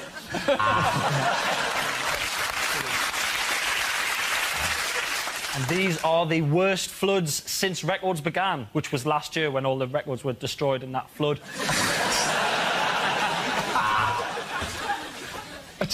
This is a map. I'm not a giant. Yeah. It's going to be a bit blowy today. It's my birthday and my wife promised me one. Later on, it's going to be raining cats and dogs because a bomb's gone off in Battersea.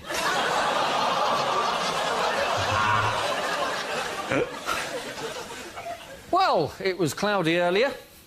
I think I may have a urine infection.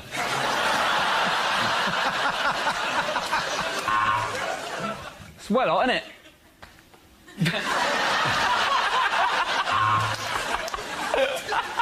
Well, it was a frosty start for some of us this morning because I came in pissed again and accidentally got in bed with my mother-in-law.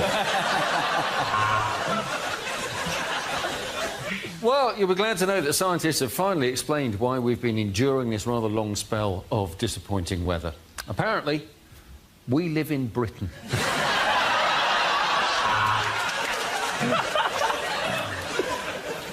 And over the next 3 days, we will see some spells of rain. The entrails never lie. Things should be getting a lot cooler. I've just made friends with a black man.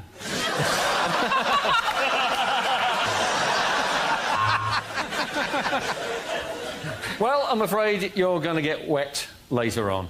I'm following you, and I've got a bucket.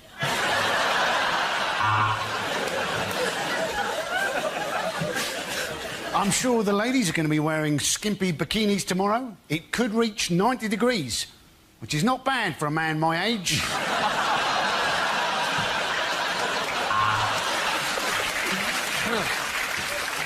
It is going to be a scorcher, so guys, you might as well just staple your balls to the inside of your thigh because those bad boys are going nowhere.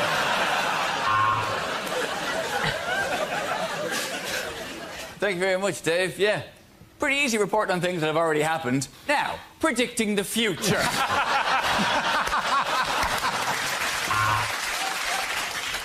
And now the shipping forecast. Dogger, car park. My penis rising slowly. OK, the end of that round. The points go to Chris, you and Rob.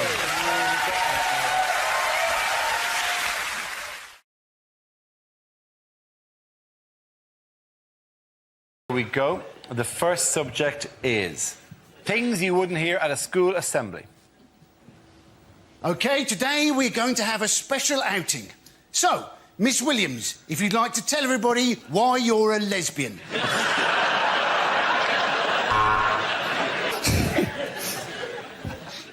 We welcome a new member of staff today. He has no arms and no legs and no body, and we will call him the Head.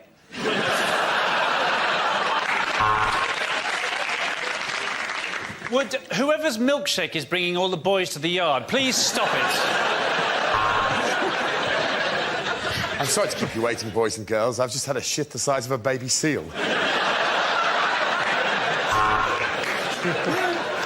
If you are found in possession of cocaine, you will be given 100 lines. No, wait. And today in the after-school club, we're going to be using paper mache to make a mother that actually loves you enough to pick you up at 3 o'clock. I'm delighted to say that during the summer holidays, Mr. Wang married Miss Kerr.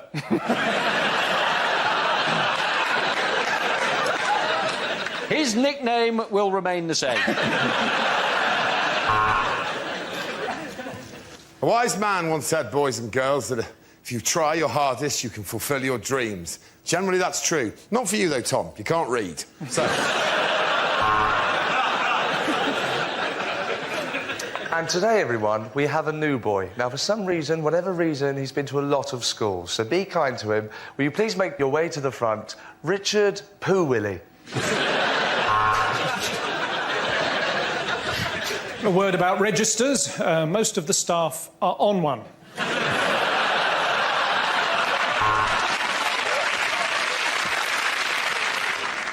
So that is how you put on a condom. But, sir, shouldn't you have used a cucumber? Not with that E. coli kicking around. Sorry I'm late. I just had a bit of a run-in with an interactive whiteboard. It told me to fuck off. I've had all your mums. The next topic is unlikely things to hear on a TV talent show. Tonight, I'm going to be climbing a step ladder.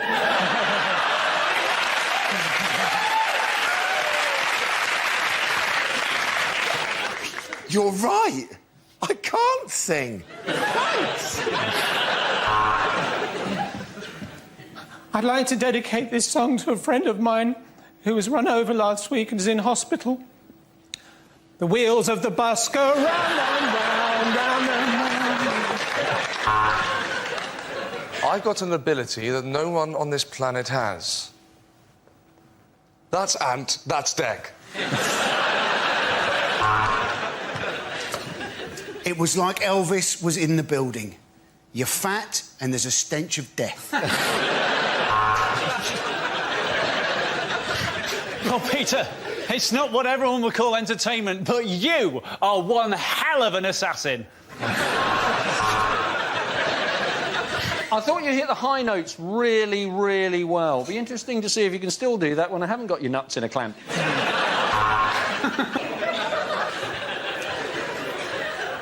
Hello. Where's my double act partner? Oh, he's in here. Feeling nothing more than feeling. Trying to fall. When you said you were going to ride a donkey...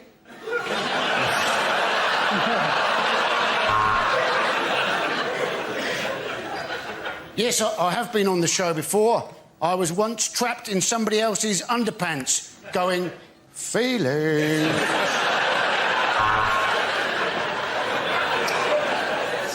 That was an exceptional performance, and the way that you have overcome your blindness is truly inspirational. But this is a chip shop, the X Factor audition. I'm going to be honest with you. I think you're all terrible, OK? All of you, you're completely dreadful. I don't know what you're doing. Especially you, Hasselhoff. What have you done since Baywatch?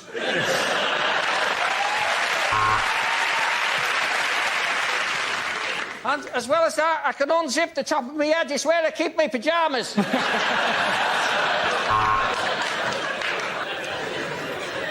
I know you said you were a Gary Glitter tribute act, but we weren't expecting you to do that.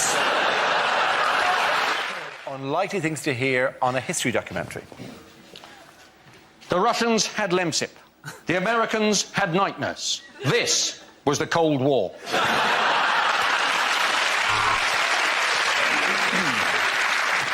And it was in this humble florist that the War of the Roses began. Guy Fawkes' bid to blow up the Houses of Parliament failed when he realised his body was made of jumpers and his head was an old football.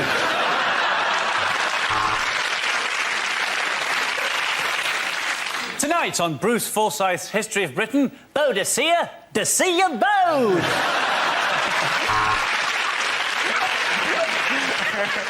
Horatio Nelson, one arm, one eye. A tragic example of what can happen if you fall asleep and someone finds your organ donor card.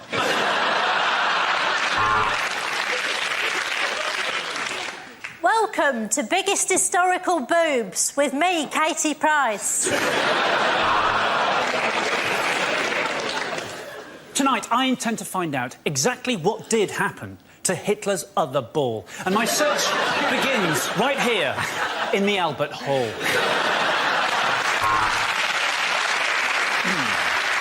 And on Time Team tonight, we're in Stratford-on-Avon, where we've uncovered loads of monkey skeletons and some typewriters. When Hitler started writing Mein Kampf, he intended it to be a light-hearted romp called Carry On Camping. John F. Kennedy, Indira Gandhi, John Lennon. If history teaches us anything, it's that if you don't want your child assassinated, don't name them after an airport.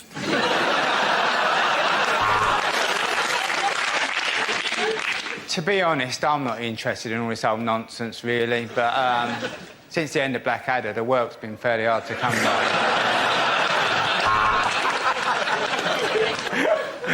It's hard to believe that this crumbling old ruin presented Weakest Link for as long as she did. Of course, the Bronze Age was the third best age in history.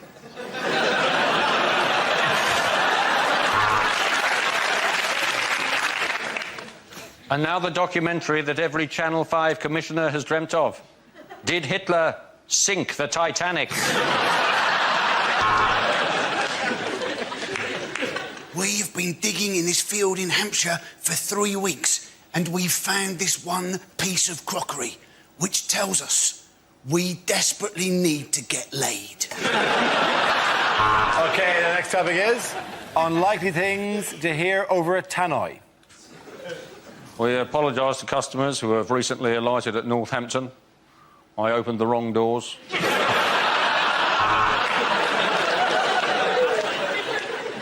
Could all the people shopping here at Asda please accept that you are piss poor?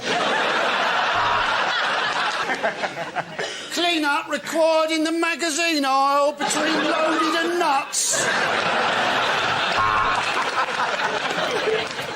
Would the parents of the lost child please pick him up from the meeting point? Madonna is trying to buy him.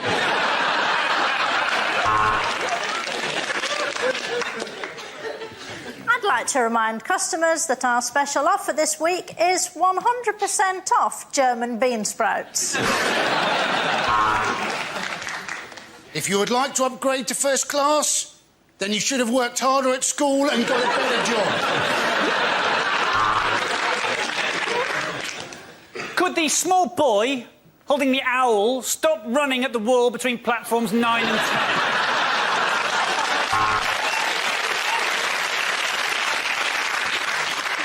Would the man on pump number 4 please remove the nozzle from the backside of the man on pump number 6?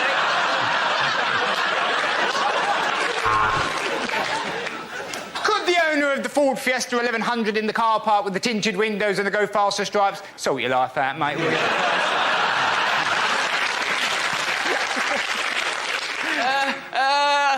I can't remember what the code is. Would Mr. Fire please report? Please report to the kitchen. That's Mr. Out of Control Fire. Please report to the kitchen before it's too late. I don't want to start a panic.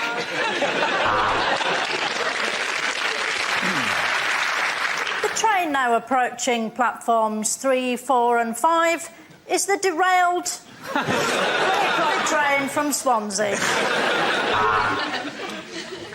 Would the owners of a black Jaguar please move it as it's attacking the customers? This is your captain speaking. You can now turn on your mobile phones as you'll need to text your loved ones goodbye as we plummet into the sea. Unlikely lines from a superhero film. Worry not, Procrastination Man is here. Where is everybody? What's with all the blood?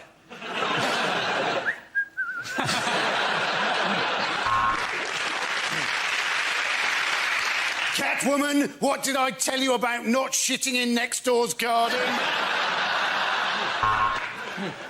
I am Big Society Man. I could do it for you, but I'd much rather you did it yourself. Prepare to meet a new breed of sex-change superhero in the X-Men. Yes, I do believe a man can fly, but only if he's carrying under 100 mils. I am Parking Review Man. Where's my check?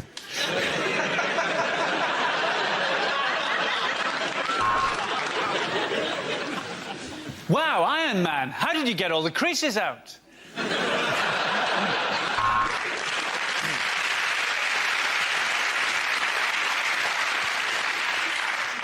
Just call the police.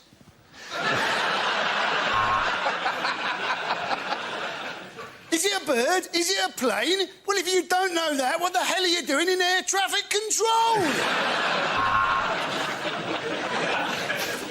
What use is a spider's web against me, Duster Man and Hoover Boy? Hello, I'm Batman Begins. I'm sexist, I'm racist, and I drive like an arsehole. I am White Van Man.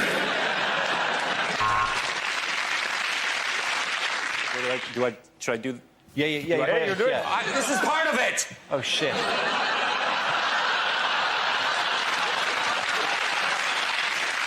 Okay, the next topic is unlikely things for a continuity announcer to say.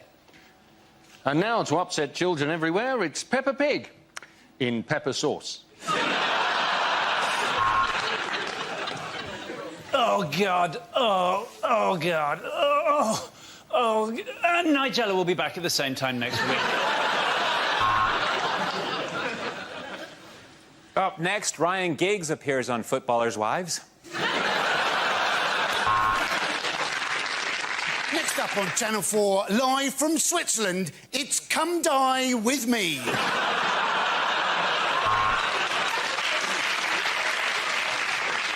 And now for a special episode of Planet Earth, where 6 chimpanzees will watch David Attenborough have sex. And now is the time I have to be extremely careful, because the next programme is about Roald Dahl, genius behind Willy Wanker's Choc Bollocks.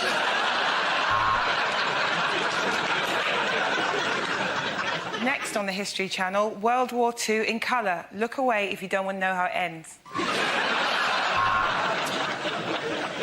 Just to clear up some confusion for our regular viewers, ITV 2+1 is not the same as ITV3.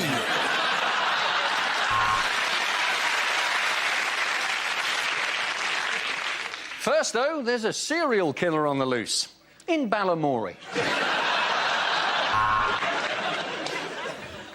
If you have been affected by some of the issues in EastEnders, they must have been acting it better than they usually do.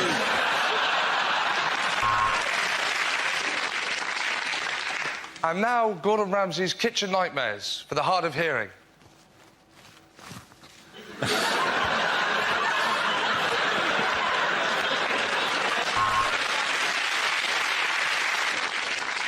You're watching the Dignitas channel. For God's sake, don't press the red button. Next up, it's Bargain Hunt, which is also rhyming slang for the bloke who presents it.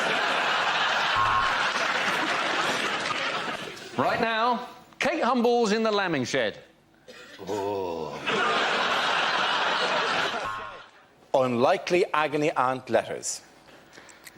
Dear Deirdre, I have recently become obsessed with a woman and begun stalking her. Look out of the window.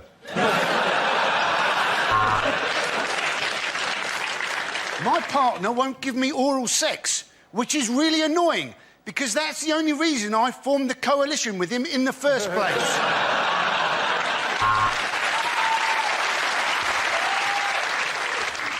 My wife says I don't feel anything, which is a problem.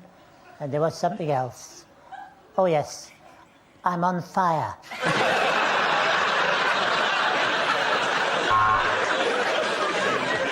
I'm 26, my girlfriend's 36. Is 10 years too big an age gap?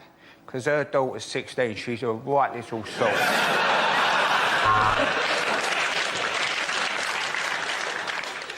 I have recently met a woman who makes me feel young again. She's 167.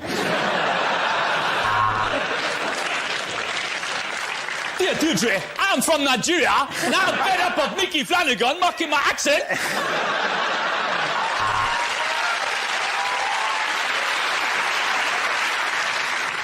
Dear Auntie, I'm a very, very nervous person, and sudden noises really startle me. In fact, even if I hear a buzzer, a bit of wee comes out.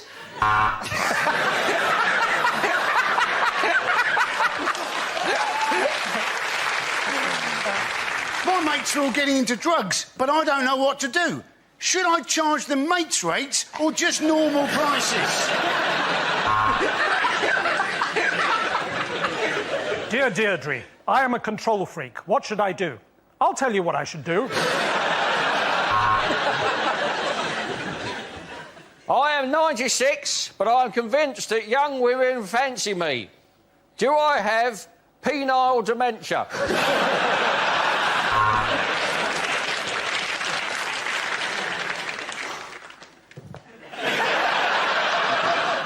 I've been wanting to come and see you for a long time, but I can't get out of the chair.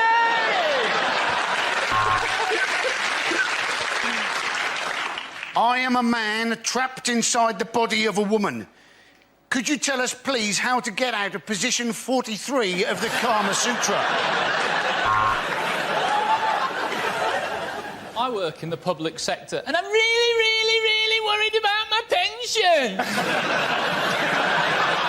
OK, the next topic is unlikely things to hear at Wimbledon. Well, at 2 sets down, let's see what he's got in his locker. He's not going to be there for about 20 minutes. I've got a crowbar. Serena Williams has been seeded. You've got to admire the bravery of that bloke. Hello, I'm Sue Barker. You may remember my father, Chew Barker.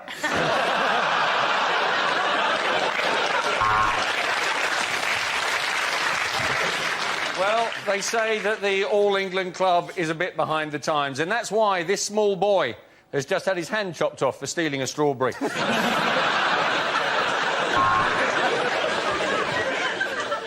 I am a tennis umpire and gay, and it wasn't easy to come out.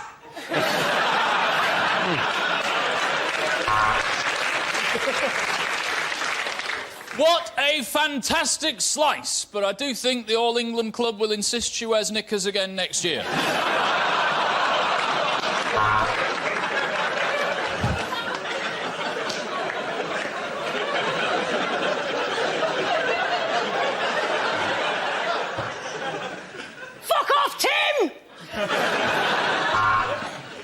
Well, how did the umpire get up there? I think he must have used a set bladder.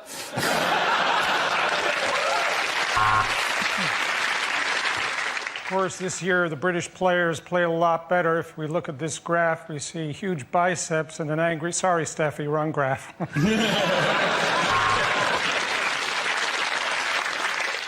And for any of our Scottish viewers, what you can see there in that glass of Pimm's is fruit. Andy Murray here. Andy Murray not being able to make it here today, but we do have his cab driver on the other line. Can you tell us what's occurred? I can't get out the cab!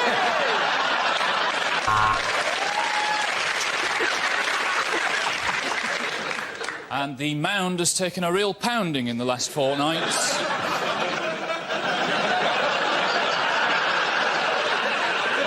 England club are fine with it as long as it doesn't affect her tennis.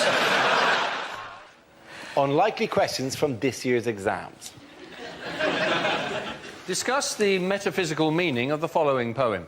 My friend Billy has a 10-foot willy.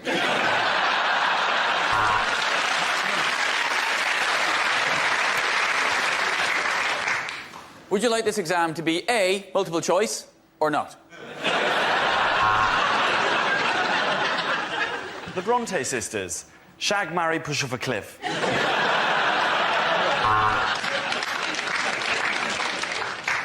Discuss the following.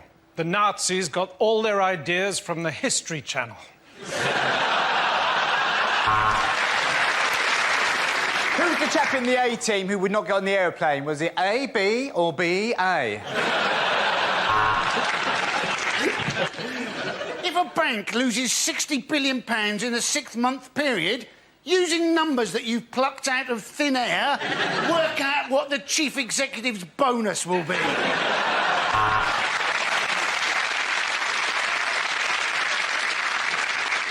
Napoleon, a small man or a long way away?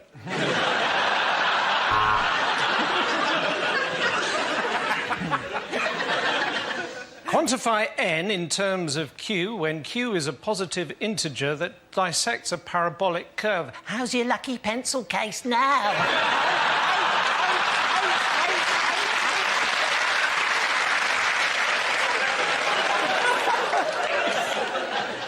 What's the name of that round thing that they throw in the Olympics? Discuss.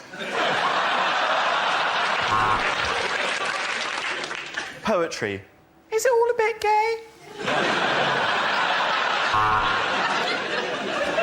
Draw a diagram of the genitalia of the male elephant. Use all 30 sheets of paper provided.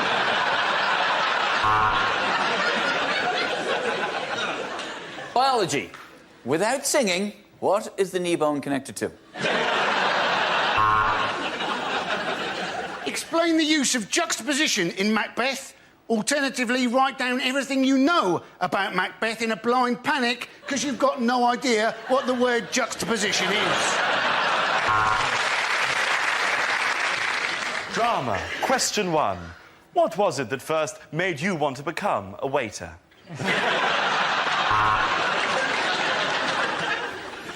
What is your PIN number? OK,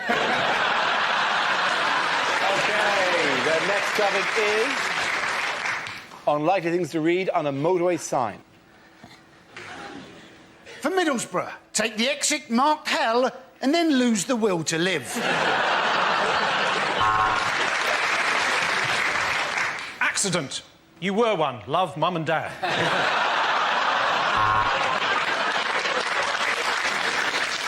When lights flash, dogging is about to start. There may be trouble ahead. Prepare to face music and dance. You are now 200 metres beyond the junction that your piece of shit sat-nav is telling you you're approaching now. For those of you looking for more safety tips, text now. Beware, giant scissors coming towards you along the dotted lines.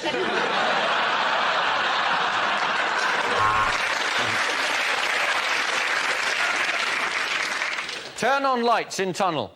They're on the right, just above the entrance.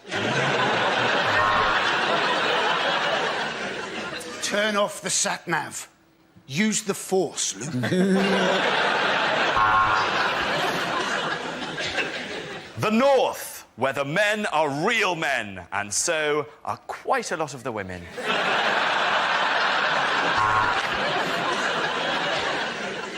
If you can taste this sign, it means you've crashed into it. Throw banana skin behind car now. Super Mario and Diddy Kong approaching from rear.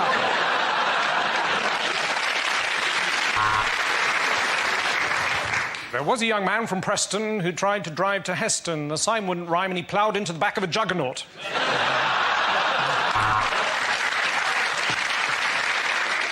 Pick us up a pint of milk, Tell. Thanks, Trace.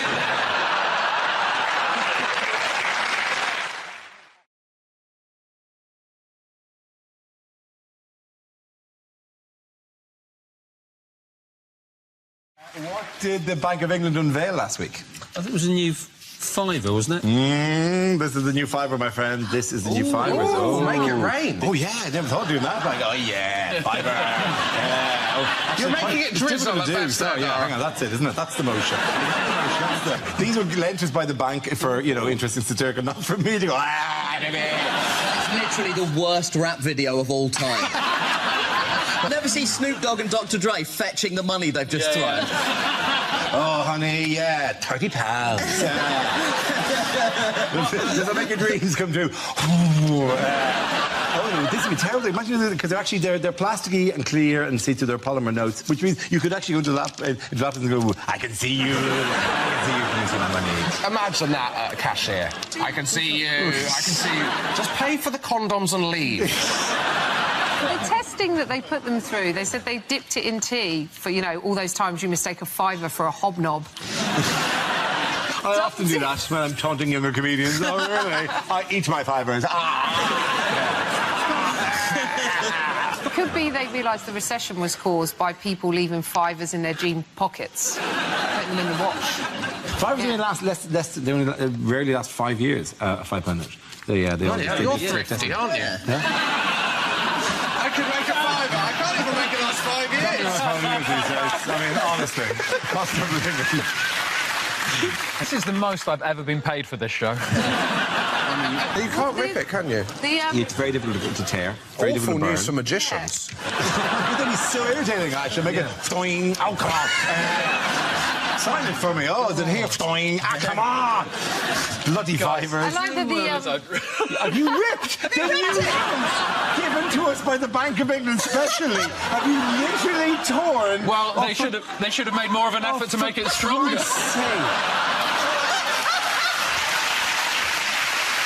Back to the drawing board, guys. Can I ask if that's actually allowed? Because one newspaper went mad about the fact that you were defacing the Queen, and then they said of all the indignities Churchill has suffered, being scrunched up, dipped in tea and Ribena is the worst. And I was like, surely it's the nodding dog commercial. Is that less dignified? Oh, yes. No. We shall fight them on the beaches. Okay, so those are the fivers, yes, please, if you can. Guys, bad news, I lost mine.